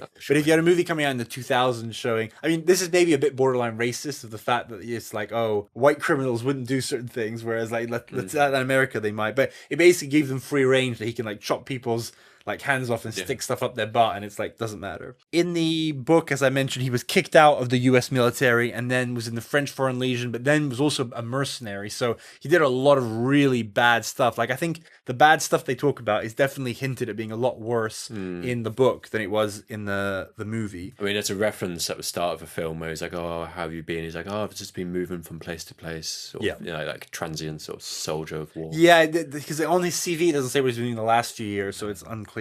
But apparently he like was doing training and stuff like that. Another thing, this is a big one. So in the book, he sleeps with the mum. So they did this in a deleted scene that we saw yesterday. So there's basically a kidnapping nearby them that they're not involved in, and he protects her, sort of saves her life. That's pretty much beat for beat the same in the book and the deleted scene. In the book, that night she comes into his room and fucks him, and it's just kind of a thing that's never spoken of again, but it's obviously happened. Whereas in the movie, she fucks him in the car, which is not classy. No. And so we were very glad they took that out of the movie, and it wasn't necessary. No. But that's a big difference. Then, huge difference in the book. Spoiler if you're going to read the book. Pinta is killed, like actually killed. Oh, really? And raped as well. So, like, very dark aspect there. So the book is kind of broken down into roughly 3 sections. There's a bit at the end about what happens afterwards, but there's main 3 sections. The first section is pretty much the first half of the movie. The third section is roughly the second half of the movie, but there's a whole middle section, because one of the things we didn't really talk about is the fact that I think he spends 1 month recuperating in the movie, right? I think that Miguel says he needs 1 month, but he's still obviously not at all recovered when he starts going on his rampage. Whereas in the book, because she's killed, obviously in the movie, he couldn't be waiting around for 6 months before going on his revenge tour because of the fact that because he thinks she's dead. But because she's alive, it needed to be somewhat quick. Yeah. Whereas in the book, because she's dead, he takes his time. He goes off to this island somewhere off the coast of Italy and basically recuperates and trains and gets his strength back. And there he falls in love with another woman and has like an affair with her. And there's like a whole thing about him finding a community and becoming friends. Have you seen Equalizer 3? Yeah, that's very much. I found my home. Exactly. I drink coffee all day. There's actually a lot of parallels between Equalizer 3 and the bits that are taken out of this. So I do actually wonder if they're inspired. Especially when we watched the deleted scenes with the deleted scene of him killing the voice with the explosion, like the watch is very, that is very much Equalizer. Yeah. You know, I've got 30 seconds to kill this guy. But yeah, so there's a whole other section that's not at all in the movie, and it does make a lot more sense. And also, not only does he recuperate, but his plan is a lot more planned. He doesn't kind of just go from person to person. He like has safe houses that the Christopher Walken character, because he's in the book as well, has set him up. You see him buying the weapons in France and then smuggling them back into Italy. And it's a very cool part of the book. And then finally, Creasy doesn't die at the end of the book because they wrote 4 more books. Really? Creasy book. Like it became this guy, AJ Quinnell, is obviously a good writer. He wrote a bunch of other stuff, but the main thing he's known for is writing the Creasy series. And I've actually ordered the second one, so I really enjoy these books and I'll be reading it for fun. But yeah, so that is the book versus the movie. Yeah, fascinating. Because when did you find out it was based on a book? Probably not that long ago. I always just thought it was a movie, I guess. I found out last week when I started doing my deep research. Yeah, most of the best movies you find out. Obviously, there's the obvious. There's your Harry Potters, Narnia, all that sort of stuff that are based on books. But movies that you did you know Jurassic Park was based on a book? No, I found that out recently. Like Limitless with Bradley Cooper is based on The Prestige, based on a book. A lot of great movies. I think it's a good way for ideas to be fully developed in book form, and then studios that way you can take all the good stuff out of a book, whether the book is good or bad, and then you can make it better or as good in film version. It gives you a good baseline to then be like, okay, we can cut this scene, we can change this, and I mean, like you said, from the book, there are quite a few deviations in terms of the storyline. Absolutely. All right, let's move on to the characters. I kind of go from least important slash good to most important slash good. Not exactly, but let's start with Samuel Ramos, played by Mark Anthony. What are your thoughts on him? Character and performance. Performance, not really a standout performance.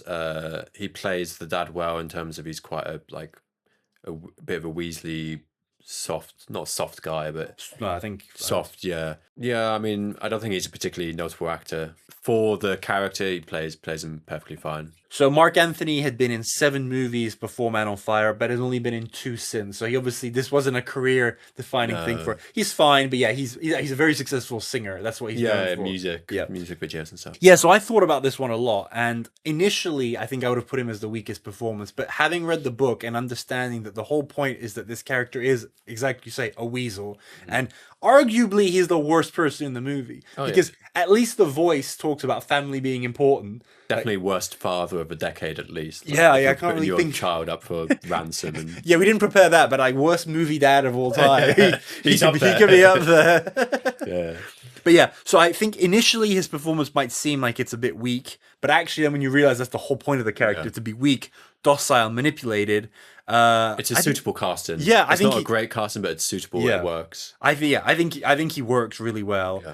And I said the funny thing was that in the interview, Mark Anthony talks about how the fact that he loves his daughter. It's like, I mean, yeah, on paper he loves his daughter, but you absolutely can't say that you love your daughter when you put her through something like that. No. There's a really interesting line in the book which explains it so perfectly, and it's a good segue to the next character, is that basically the point in the book is that this character is completely head over heels about the wife, and he worships the ground she walks on, and he never actually saw the daughter as his daughter, but he always saw the daughter as kind of an accessory to the wife. So it's like, all to make her happy because they'll make my wife happy. But he never really created a true father bond with her, which is one of the reasons why she develops it with Creasy. I think it's not supposed to be as sinister in the movie. Like, she says, like, oh, I love my dad, and he says he loves her and stuff. But obviously, they don't intrinsically have a strong bond in any way. No, and especially the scene where they go on a business trip and he says goodbye to Peter. You can sort of tell it's like a half-hearted, like, I love you, but I don't really, yourself. Yeah.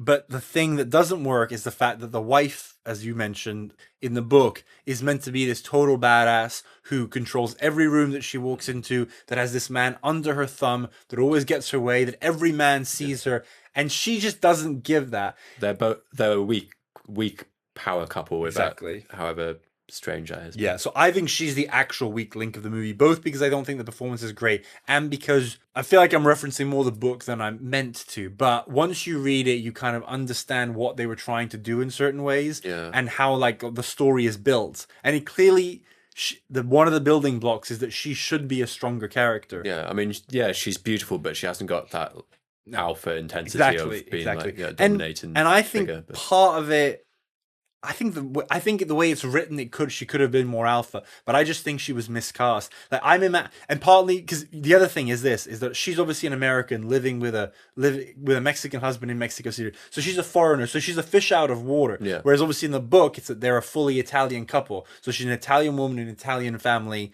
And stuff, and so I don't know exactly how you fix that, because they obviously wanted to. I mean, no, they obviously made her American to appeal to the American audience, but they should have just made her, like, imagine a strong Hispanic woman in that role. Like I know she's Italian, but like Monica Bellucci is the person who came to mind about someone like that. Think of her in the Matrix movies. Like she is a strong character who, actually, that's a perfect analogy. Is that because she's with a very powerful man in that, the Merovingian, but she obviously is the one that's in control, and it needs to be realistic that he would have gotten the bodyguard to appease her. But also one of the reasons that he's in money trouble is because she's spending the money, and rather than reining her in, he's willing to do this crazy thing because he needs to upkeep the lifestyle that she's become used to. Excuse me, honey, can you just not spend so much money? And actually, no, I'll just let our daughter get kidnapped. Exactly. And so I think she was miscast. I think the fact that she's American in Mexico, I think her accent, because she's Australian, and her accent is all over the place. Like sometimes it's normal American, sometimes it goes really southern. You thought there might have been a reason to that. Yeah, I mean, we were discussing earlier about how in the bedroom scene when everyone's been kicked out of the house and Denzel's in the bedroom and they come and she comes and talks to him and her accent becomes more thicker, and I thought southern. It was more southern. I thought it was her like more opening up to Creasy, but you just thought she was just a crap actress, and her Yeah, voice crap acting- actress is a bit harsh. Voice acting skill wasn't as consistent. I just think, yeah, her accent wasn't consistent because, yeah, Because when they first meet, she's got very neutral. yes, exactly. And then in this scene, it's quite. I think if you're, hey y'all, yeah, exactly. If my you're daughter's been kidnapped, y'all. if you're gonna do that accent, you need to do it consistently all the way. Vereda Mitchell, before this, her biggest role was in Phone Booth with Colin Farrell, where she played his wife. Yeah. And then she was in Finding Neverland, where she played the wife. And then she's in Olympus Has Fallen and London Has Fallen, the Gerard Butler, where he's like the White House security. Do you want to guess what her role is in that? Wife? Yeah. Oh the my wife, God. Yeah. And she nothing major recently. One of the podcasts I listened to is like, oh, why wasn't she in more stuff? And I'm like, yeah, because she's not beautiful. actively bad, No. but she had an important role, and I don't think it lived up to the potential. No. I think Mickey Rourke as the lawyer is completely overqualified because apparently he did not want to be there. He Really? didn't get on with Denzel. He talks in the interviews about how he was smoking cigars all the time and got a bit high off them. So God knows what was in his cigars. But yeah, to me, that could have been anybody. You didn't need to have someone as famous as Mickey Rourke playing it. I think he plays him okay in terms of he comes across as a jerk, like Yes. a dodgy businessman. He's quite big, he's smoking with cigars, but it's a very dispensable casting position, I think. You could get any sort of butch American guy smoking a cigar and he'll come across as like a sleazy lawyer.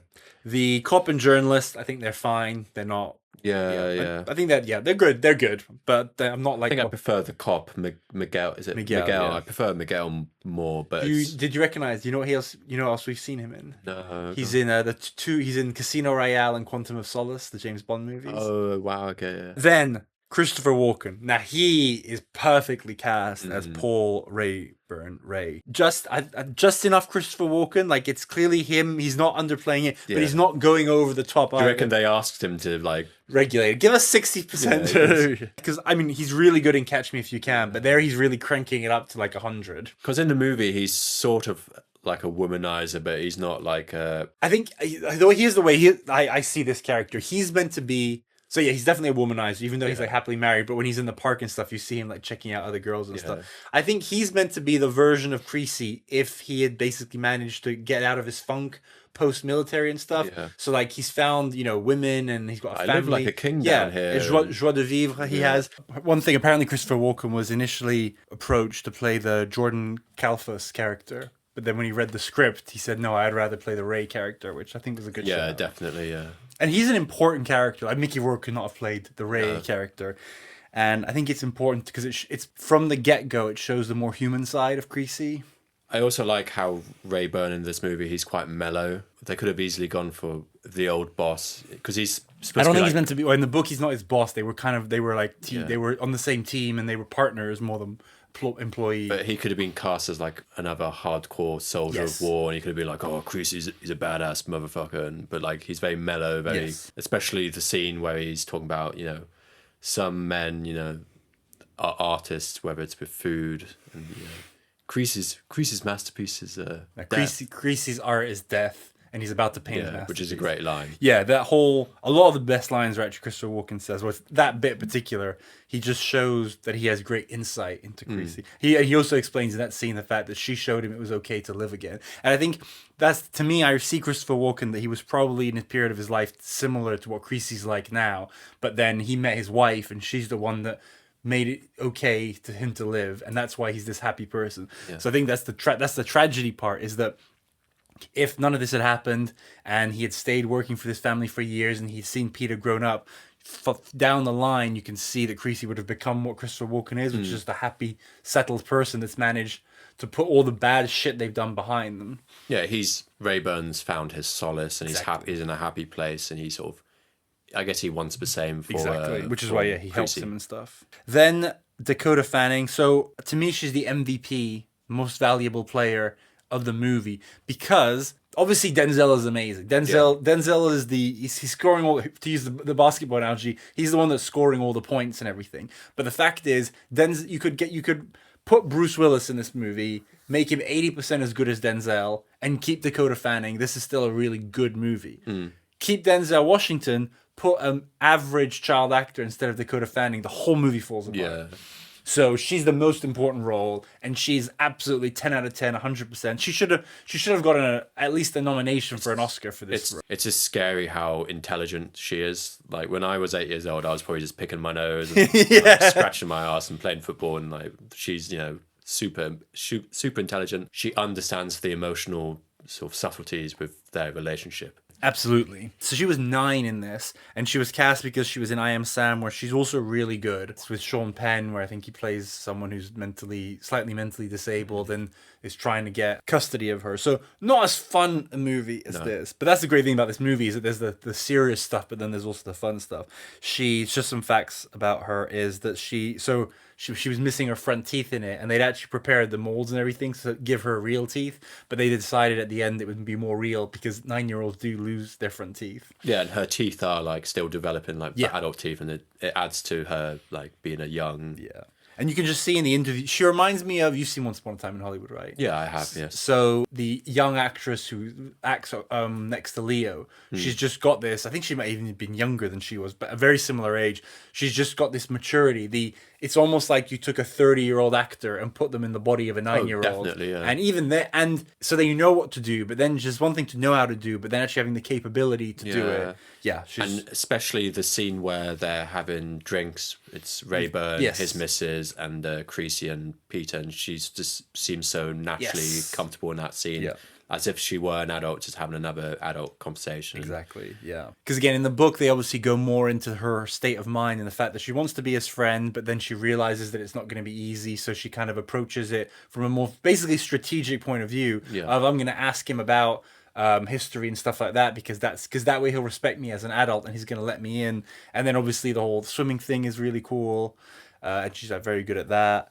But then the thing about her is that you'd think, oh, she's going to grow up to be like the greatest actress of her generation. But she's had a perfectly respectable career. She was in the Twilight movie. She was in Ocean's 8. She was in Once Upon a Time in Hollywood that we were just talking about. And then the most fun is that she was in Equalizer 3 with her old pal Denzel. Yeah. Because those are made by Antoine Fuqua, who was actually offered to direct this. But it's such a common theme with a lot of these child actors they have amazing careers as children, but when it comes to they enter puberty, and a lot of times they haven't got that magic, or they just lose a lot of charm, which obviously you have to have charm as a lot of the time it's because like substance abuse and stuff like that, but then there's no sign of that with her. It just seems like her style of acting didn't quite grow with her. I think you alluded to it earlier with Denzel, but there's something about likability is so important, and she's so likable as a child. She's so charming, and like I feel bad saying this, but I don't feel like she's got that charm as an adult. No. In Once Upon a Time in Hollywood, she's really good, but she plays a really obnoxious character. Yeah. And I just kind of feel like anytime she was in Ripley, the Netflix adaptation of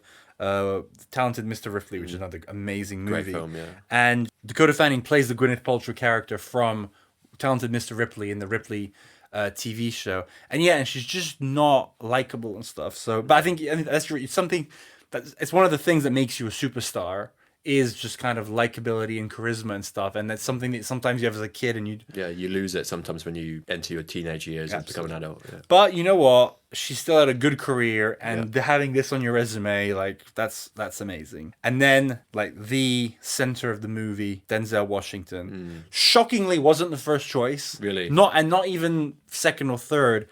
So this movie was in development for basically decades. So Robert De Niro was attached to it for years, and you know what? I could see it. Could have worked. Yeah. I think I was thinking this when we were watching. So, and Russell Crowe was another one at the time. Yeah. So apparently Tony Scott contacted him and said, "Oh, Russell, would you be interested in this?" He gave him the synopsis, and he apparently, in a very Russell Crowe way, he said, "Oh, have you seen Proof of Life?"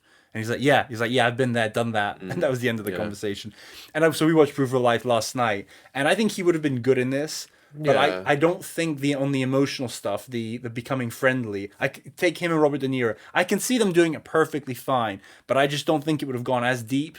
And if you just, even if the connection between the two of them is 10-20% less deep, it just kind of takes a whole layer of greatness off the movie. So, like you highlighted when we watched Proof of Life, Russell Crowe, he can be quite expressive, but I think in terms of this movie, Denzel does a much better job. The expressions are much more subtle and I think I think Russell Crowe is more subtle, but I think in this case, because it's a child, you needed to be more expressive.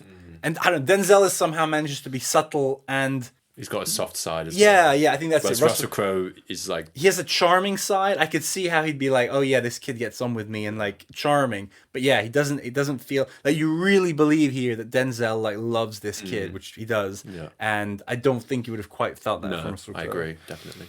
And then apparently, I mean, this is less. So those two are confirmed. De Niro was attached. Russell Crowe was offered it, wasn't interested. A bunch of other people that were apparently at some point considered were Tom Cruise, Will Smith. I think Bruce Willis was someone, I don't think he would have been as good, but I could see him doing, again, an 80% job. I could see him doing a good job in terms of the first 20 minutes of a film where he's like bold shoulder. Yeah. Not very expressive, very much like, I'm just here to do a job. Bruce Willis would have done a good job of that. But in terms of the rest of the movie, I think Denzel was... I think he would have been good at like all the torturing stuff and sort of the cold house. The heart of it would have been hard. But yeah, as we said, we're repeating ourselves. But Denzel is just so good at playing every beat, about playing the guy who's like lost to society, just a deadbeat alcoholic. He's so good. Lost cause. Yeah, lost cause. He's good at playing the friend. He's great at playing because he's definitely in a completely different, unique mode when he's being the coach. Like there, he's like no bullshit. You know, one of my favorite lines is, "There's no such thing as tough. You're either trained or you're untrained." Yeah. And you can see there that she's just appealed to a part of him that I'm sure he hadn't done anything like that. Because one of the things is that all his work is that he trains. You see it in the CV. He's obviously gone around the world training people and stuff. So that is something that comes to him naturally. Yeah. But he manages to do it in a much more fun way than teaching people how to kill, teaching how to swim.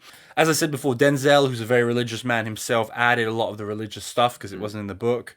And so I say that this is my favorite Denzel Washington performance because of the range. And to me, that's the top factor for a great actor. I actually had Denzel as my number 3 favorite actor of the 21st century. Nice. And I actually said that in the video, which you guys should check out, that if I did an all-time list, I think he'd be second. Brad Pitt is my favorite actor. I put Leo above him in the 21st century because Leo basically his entire career is there, whereas Denzel has a lot of great movies. Have you seen Philadelphia? No, I haven't. That is another amazing Denzel. Much less fun than this. Yeah. Like, it's not in my top 100, but I will probably do I feel like I've mentioned it more than any other movie for various reasons, but yeah, it's really good. And then obviously at Crimson Tide, he's got and stuff like The Hurricane. He has a great resume pre 2000. So yeah, my second favorite actor of all time. As I said, I think Training Day is a better movie. Yeah, I think the plot is more interesting. Ethan Hawke is a very interesting character. Man, that bathtub scene, that is probably the most intense scene. I get shivers just watching that scene on YouTube on its own. It's so crazy. But I think the performance is better in Man on Fire. It's more interesting. And because of my Training Day was not a movie that I don't remember when I watched it the first time. Training Day is still in my top 100. But for me, Man on Fire is higher on my list just because of the performance. One thing I said we'd discuss is our Mount Rushmore of revenge movies, which we're going to call our Mount Revengemore. So we need to take the top 4 movies or character movies where they go on a revenge. And you know what? It wasn't actually... I thought there would be dozens and dozens to pick from. There's not that many. I struggle to think So I think I've come up with a pretty solid 4. Who did you have? John Wick. Yeah, so I have John Wick. I'll put Creasy. Why not? Yeah, I think Creasy. Maybe not as like the most predominant one. I originally had like Liam Neeson in Taken, but... Yeah, we decided that doesn't count because he's not actually out for revenge, he's out to save her. This is specifically people who have been wronged because Creasy, when he goes on the rampage, thinks she's dead, so he's out for revenge, not salvation. So there's a big one. There's a Tarantino movie which belongs on this list. Kill Bill. Yeah. Uma. Yeah, that she might be actually top of the list because she has 2... Because, I mean, in this one, he spends... less than half the movie doing it. She spends 2 entire movies doing it. And then the other one I had is John Matrix, which is Arnold Schwarzenegger in Commando, where have you seen that? No, I haven't. No. So in Commando, I think it's his whole team has been killed by these paramilitary terrorists or whatever. And it's a smaller portion of the movie than Man on Fire. It's like the last 20 minutes. But he literally turns up on this island. He is the epitome of a one-man army with bazooka machine gun. And it's a military base. And he literally kills everyone and blows everything up. And it's just super badass. So, yeah, I'm saying Mount Revengemore is, in no particular order, John Wick. I just realized it's 3 Johns. John Wick, John Creasy, John Matrix, and the bride in Kill Bill. Yeah. So normally here we would do a modern recasting of like, oh, who would play so-and-so if they made it today? But we don't have to do that because Netflix have done a modern recasting.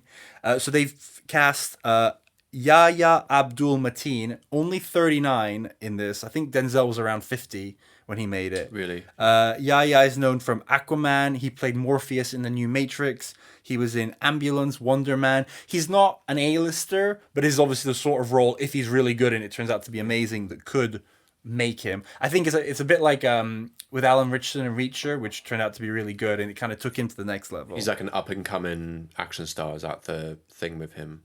I don't think he was known for being an action star so much, but he's a decent actor. Yeah. And he doesn't stand out in any of those things as being amazing, but he's not someone that I'm like, oh no, he's terrible. So we shall see. I've no very little faith in it because I just think it's such a tight rope to walk. Oh, definitely.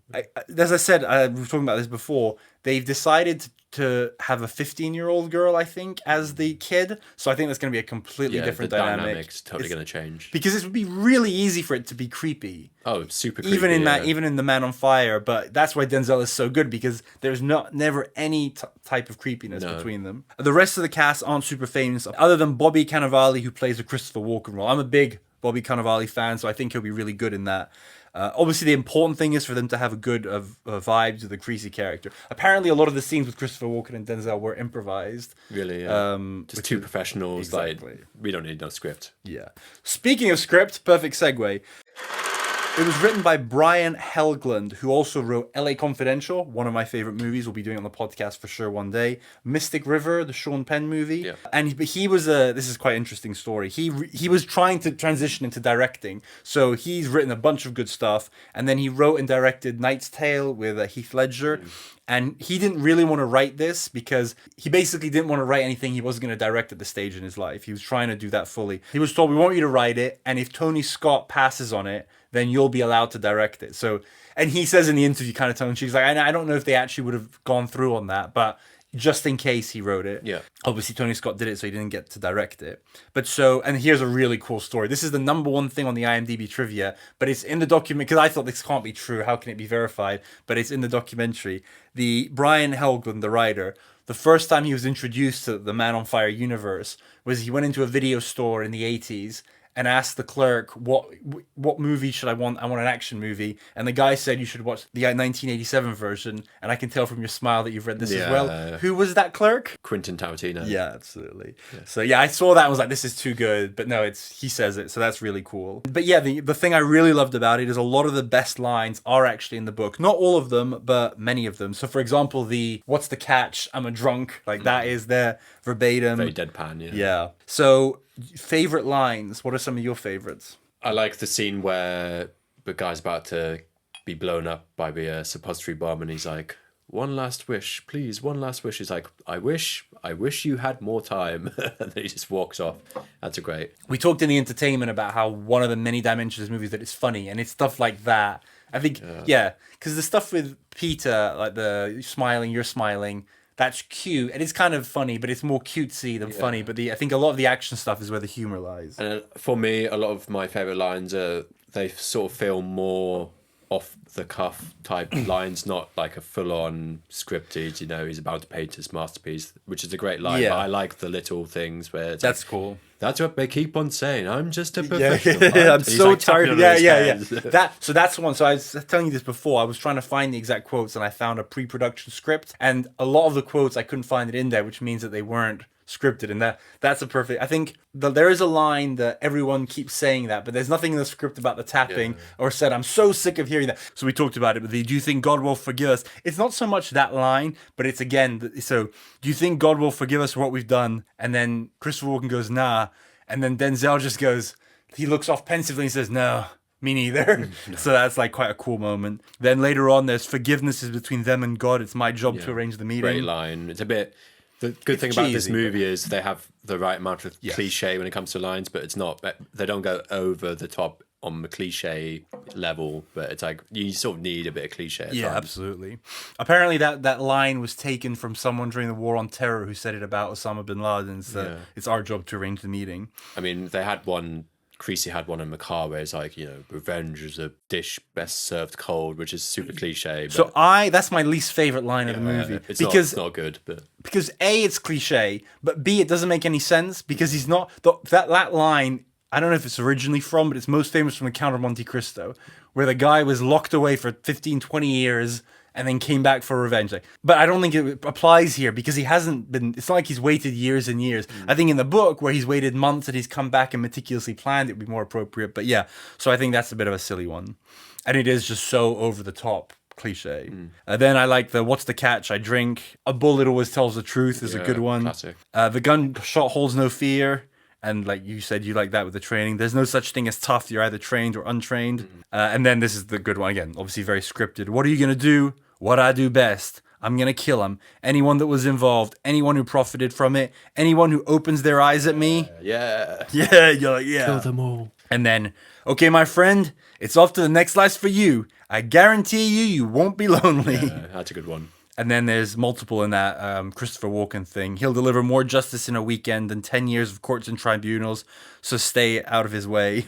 And then later on, Miguel says, what was she to Creasy? This is actually a really good one. Light at the end of a long, dark tunnel. Somehow she showed him that it was all right to live again.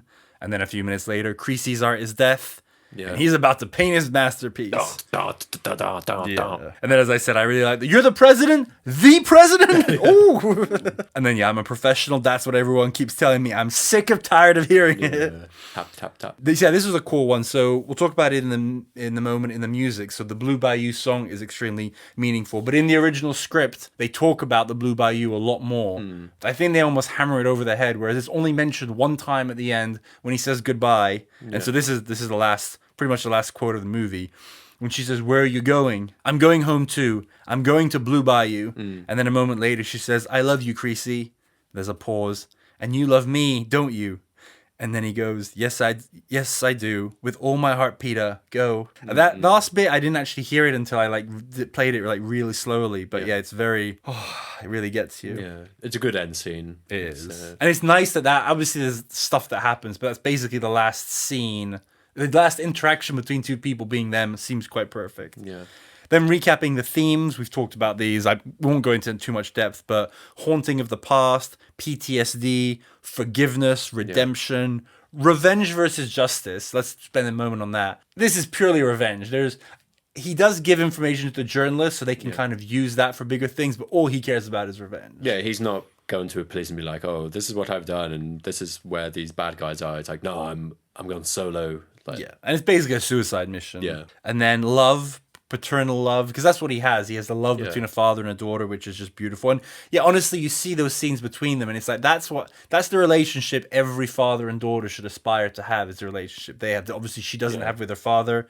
One thing that we found so how weird is it in the deleted scenes that at one point they talk about him having 2 grown daughters? Yeah, it's a bit. I don't think it would have worked. No, I think it totally changes the character because the idea needs to be that he's this solitary man who's never known what it's like to love a child. Yeah, because he has no girlfriend, probably no family, so it's like isolated, depressed. Exactly. Yeah, and in the book, there's nothing like that. So I'm glad they did that. Sacrifice, and then there's the religious thing, which is losing faith, finding your purpose, and then achieving redemption through sacrifice. I think that I only realized it when we talked about it, but I totally think it's the right call, the ending, because it kind of cheapens it if it ended with the killing of the voice, because the most important thing is their relationship, not him dying. Yeah. And then violence, corruption, the use of violence, the art of it.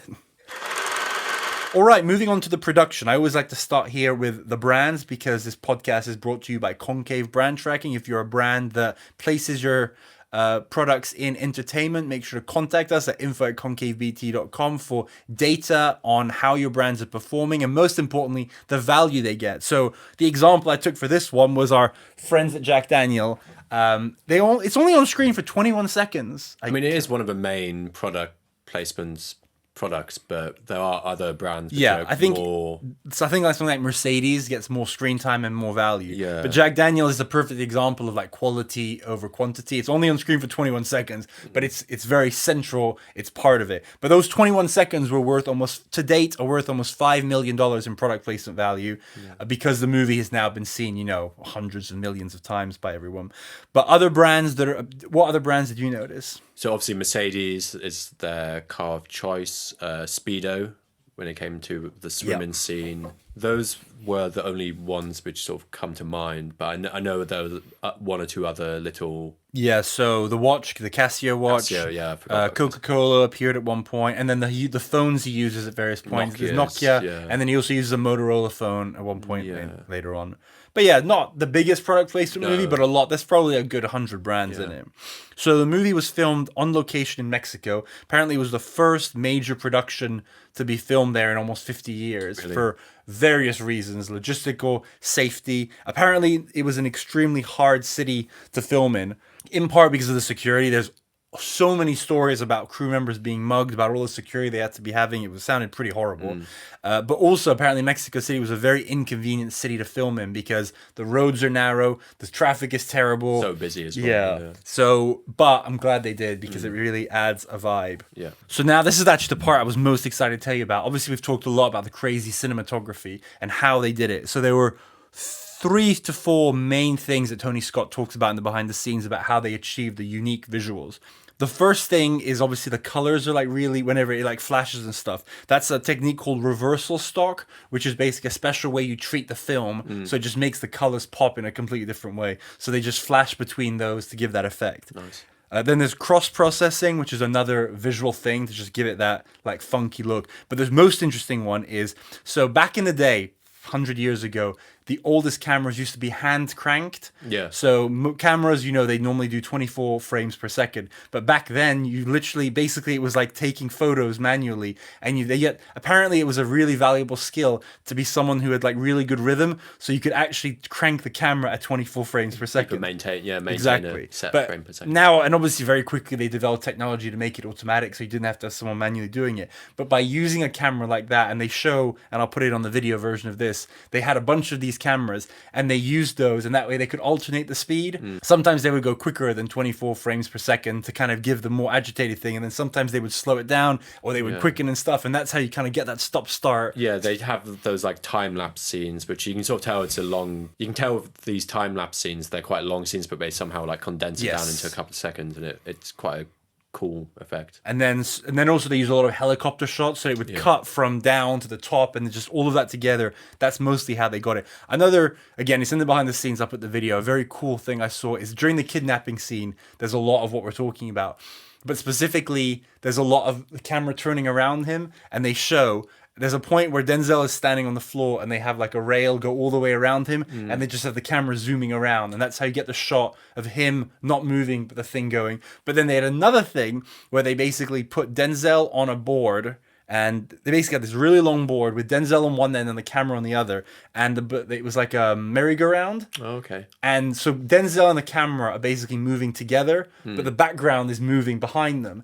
And it just gives, I hadn't really thought about how they'd achieve that, but that by alternating between these two things, it just gives this like super cool way of like the world is going round and he's becoming overwhelmed and he's thinking about everything. And I love seeing how they achieve stuff. Yeah, like especially at the start of a kidnapping scene. It's when he's connecting the dots, and that's when the camera's like doing that. They probably spent half a day just to get 5 seconds of stuff. Yeah. Apparently, Denzel nicknamed him 9 Camera Tony because Tony Scott apparently is known for just using shit. Like some people, like Tarantino, only use 1 or 2 cameras. Really? Like Tarantino talks about how he plans every single shot. Like he's like, no, we don't need 3 cameras because I know that I want this shot of Leo and Brad Pitt walking, so I really only need 1 camera. And it's 2 different approaches of basically either you plan every shot carefully and you only need 1 camera, or you do what Tony Scott is like, we're going to film everything from every angle because that way in the editing room I'll have the choice to use what I want. But isn't that quite common for these big action scenes where, Yes. especially when we have a lot of explosions, they have to get like different Yes, angles and definitely. But I think even with action, I'm sure Quentin Tarantino used more than one camera. But I think even there they would choreograph it to be like, we're gonna see this person having their arm chopped from this angle. Yeah. We don't need a million. But obviously, when you're doing the style he's doing, and you want to maybe cutting every couple of frames to a different angle, you need a lot more. They talked about some scenes they had like as many as 15 cameras going, and they're all different types of camera. It sounds like from an editing point of view, it must have been a nightmare because they're different types of camera, they're different types of a lot film. of late night coffee runs. A lot of it was filmed in 35mm, which is gives a very unique look and feel, very different from digital. Do you feel like the editing style feels a bit outdated? I mean, obviously it's within its time, right? It's an early 2000s look, but do you still like the vibe of? I do. I think if I saw a movie now that was trying to recreate it, I would go, oh, that's such a cliche. But I think when you're the one that invented the cliche, you're allowed to like do. I'm sure it was inspired by other things, but I think it belongs in its time. I think it's very cool. But yeah, it's not something I want everyone to start doing. It doesn't feel dated, but you can obviously tell it's early 2000s, but it works. Yeah. I like it. I liked it. Oh yeah, so talking of Tony Scott, he was obviously involved in this movie. Like everyone talked about how he'd been wanting to make it for 20 years. So when Denzel was brought on board, he was really taken by how passionate Tony Scott was about the material. Apparently Denzel also was at a point of his career where he seemed a bit lost and he didn't really know, which is very cool because it's kind of like he was in the actor version of where Creasy was, of being a bit lost, and this role really helped him like find his like love and passion for acting again, which is very cool. Nice. But yeah, he was very taken by how passionate Tony Scott was because obviously he'd been wanting to make this for so long. Yeah, it seems like the process of making it, the hours that were worked, the danger, the stress, the everything, it just seemed like like I got a bit of anxiety watching the documentary. But yeah, it's what must be tragic is if you put all that time and energy and then the movie isn't good. But obviously in this case, it worked. The last thing I looked up was about the twang. I think I asked you, do you think it was a guitar? I thought it was a guitar. So it is a guitar. Yeah. So it's a guitar that's basically a distorted string hit processed to sound like a weapon. It's used like a sonic punch. So this is what they do to get a unique sound is you take something and then you just put filter after filter. Exactly. And it's the sort of thing, if 6 months from now you played me just that guitar string, I'd be like, Man on Fire, 100%. Bedroom scene, Man on Fire, Kill 'Em All, So that's a very cool score, which just adds, as I said, this movie doesn't just look cool, it sounds cool. And then the main song is The Blue Bayou, which you said you knew this song. I don't think I... So sorry. Before having watched Man on Fire, I wasn't aware. But we were having dinner with Sunita tonight, and she was like, oh, well, because it's been covered a million times, so it is apparently quite a famous song. I wasn't aware of it either. But in the book, it's talked about a lot. The Creasy's a big music fan, and the Pinta in the book realizes that he listens to it every night before going to sleep, so she kind of knows that he's going to sleep because he's listening to it. He plays it, I think he buys the CD, plays it during the Jack Daniels scene, and then it plays again at the end. It's obviously an homage to the book, but it's super relevant because the whole point of the Blue Bayou lyrics is the idea of someone who's kind of lost in the world, and they strive to go back to this. It's kind of heaven, but it's a place that's home, it's a place of family, it's a place of love, and the Blue Bayou is that place. So at the end when he says, I'm going to the Blue Bayou, he's basically saying, I'm going to heaven, I'm going to get forgiveness, I'm going home. Finding solace. So it's very cool. Obviously, that's a song that existed before. I think I realized this on the last watch. There's that whole, it's obviously not Enya, but that almost Enya-like thing where there's like a woman's voice, like, especially at the end. And I was like, this sounds a lot like Gladiator. That last scene with like the bridge, obviously we didn't have those sort of bridges in Gladiator, but it definitely that wide landscape shot was very Gladiator-esque. I think on the bridge scene, another thing I think that's so cool about that is because the whole movie is taking place in the concrete jungle. Like it's so dirty and smoggy and everything, and now suddenly being out in nature is very cool. I mean, Creasy could have walked through a field of wheat and put his hand. That would have been a little too on the nose. Yeah, sorry, Ridley, I'm copying you. So I checked. Oh, I wonder if it's the same composer, and it's not. The composer for Man on Fire was Harry Gregson Williams, and Hans Zimmer did Gladiator, but Harry Gregson Williams was basically a Hans Zimmer protege, so he's obviously, so you're hearing the same DNA as Gladiator, but just very different and more industrial. And in terms of other songs used, they had like Claire de Lune. Oh yeah, that's a very cliche classical music score used in movies. Pavarotti as well. There's like a little Pavarotti clip, but I think, yeah, obviously with Blue Bayou is the main sort of foundation. Cheers. Cheers. Thank you. So let's recap. Now that we've gone through all the detail, kind of reiterate what you said at the beginning about why you love this movie, but you can use the stuff that we actually talked about. So why do you love this movie so much? Fundamentally, it's the balance between the emotion and the aggression and reaction. You know, we have this story where it has this beautiful relationship between Creasy and Pita. We have the badassery of him like taking revenge, and it's like the yin and yang, you know, of the movie, which I find so great. Yeah, same for me. I just love those scenes like the concubine, you're smiling, I'm smiling, that just really makes you understand the love that he has for her. But then also he is still the person that he was before, this absolute killing machine. Machine, yeah. And you're basically given permission to enjoy seeing him blow people up with a rocket launcher, slice people's finger off, blow them up from their insides. And yeah, it's cathartic to watch that. As it all feels justified. Exactly, because it is. Yeah. So where would you put this movie in your all-time list? I think I would put it maybe just outside top 10. I wouldn't say it's like top 10, but I do really enjoy this film. So I would probably put it as like a 14 or 15. Nice. Yeah. So I have it at the moment. So I have an actual list that I'm constructing as I make this podcast. So this is my favorite Denzel movie. Training Day and American Gangster are also on the list, but they're lower. Right now, this movie sits at number 33 on my list. So yeah, so that's obviously not as high as you, but that's still really high. And it's actually weird thinking about it that I'm saying that Denzel's my second favorite actor, and yet my favorite movie of his is so high. But I think it's because like I love this movie, I love this role, and I do think when we were doing Devil Wears Prada, I was thinking that I think Meryl Streep's performance in that is one of the best performances. If you take just the performance of all time, I think Denzel in this is probably a top 10 performance for me. If you take just that, because it's the movie around it is kind of where it loses some ranks. But I think one of the reasons that Denzel is so high for me overall is that he has actually been in so many movies. Yeah, and he is a tactician at his art. I think I mentioned to you when other A-list actors act with him, they always say it's like going back to acting school because he's like such a masterful actor. I was lucky enough to see him with Jake Gyllenhaal in Othello, and that was amazing. Like he's just Jake Gyllenhaal was great, but Denzel is clearly just like literally steals the spotlight. So that was very cool. But yeah, top 20 for you, top 40 for me. Man on Fire. Well, thank you very much for being on the podcast, for coming back again. And everyone out there, thank you very much for listening. Let us know in the comments if there's anything that we missed. Let us know how you feel about this movie. Make sure to subscribe for new episodes on the last Thursday of every month. And you can also listen to the podcast on Spotify, Apple, Amazon, and follow us on Instagram and TikTok for near daily content. Thank you very much.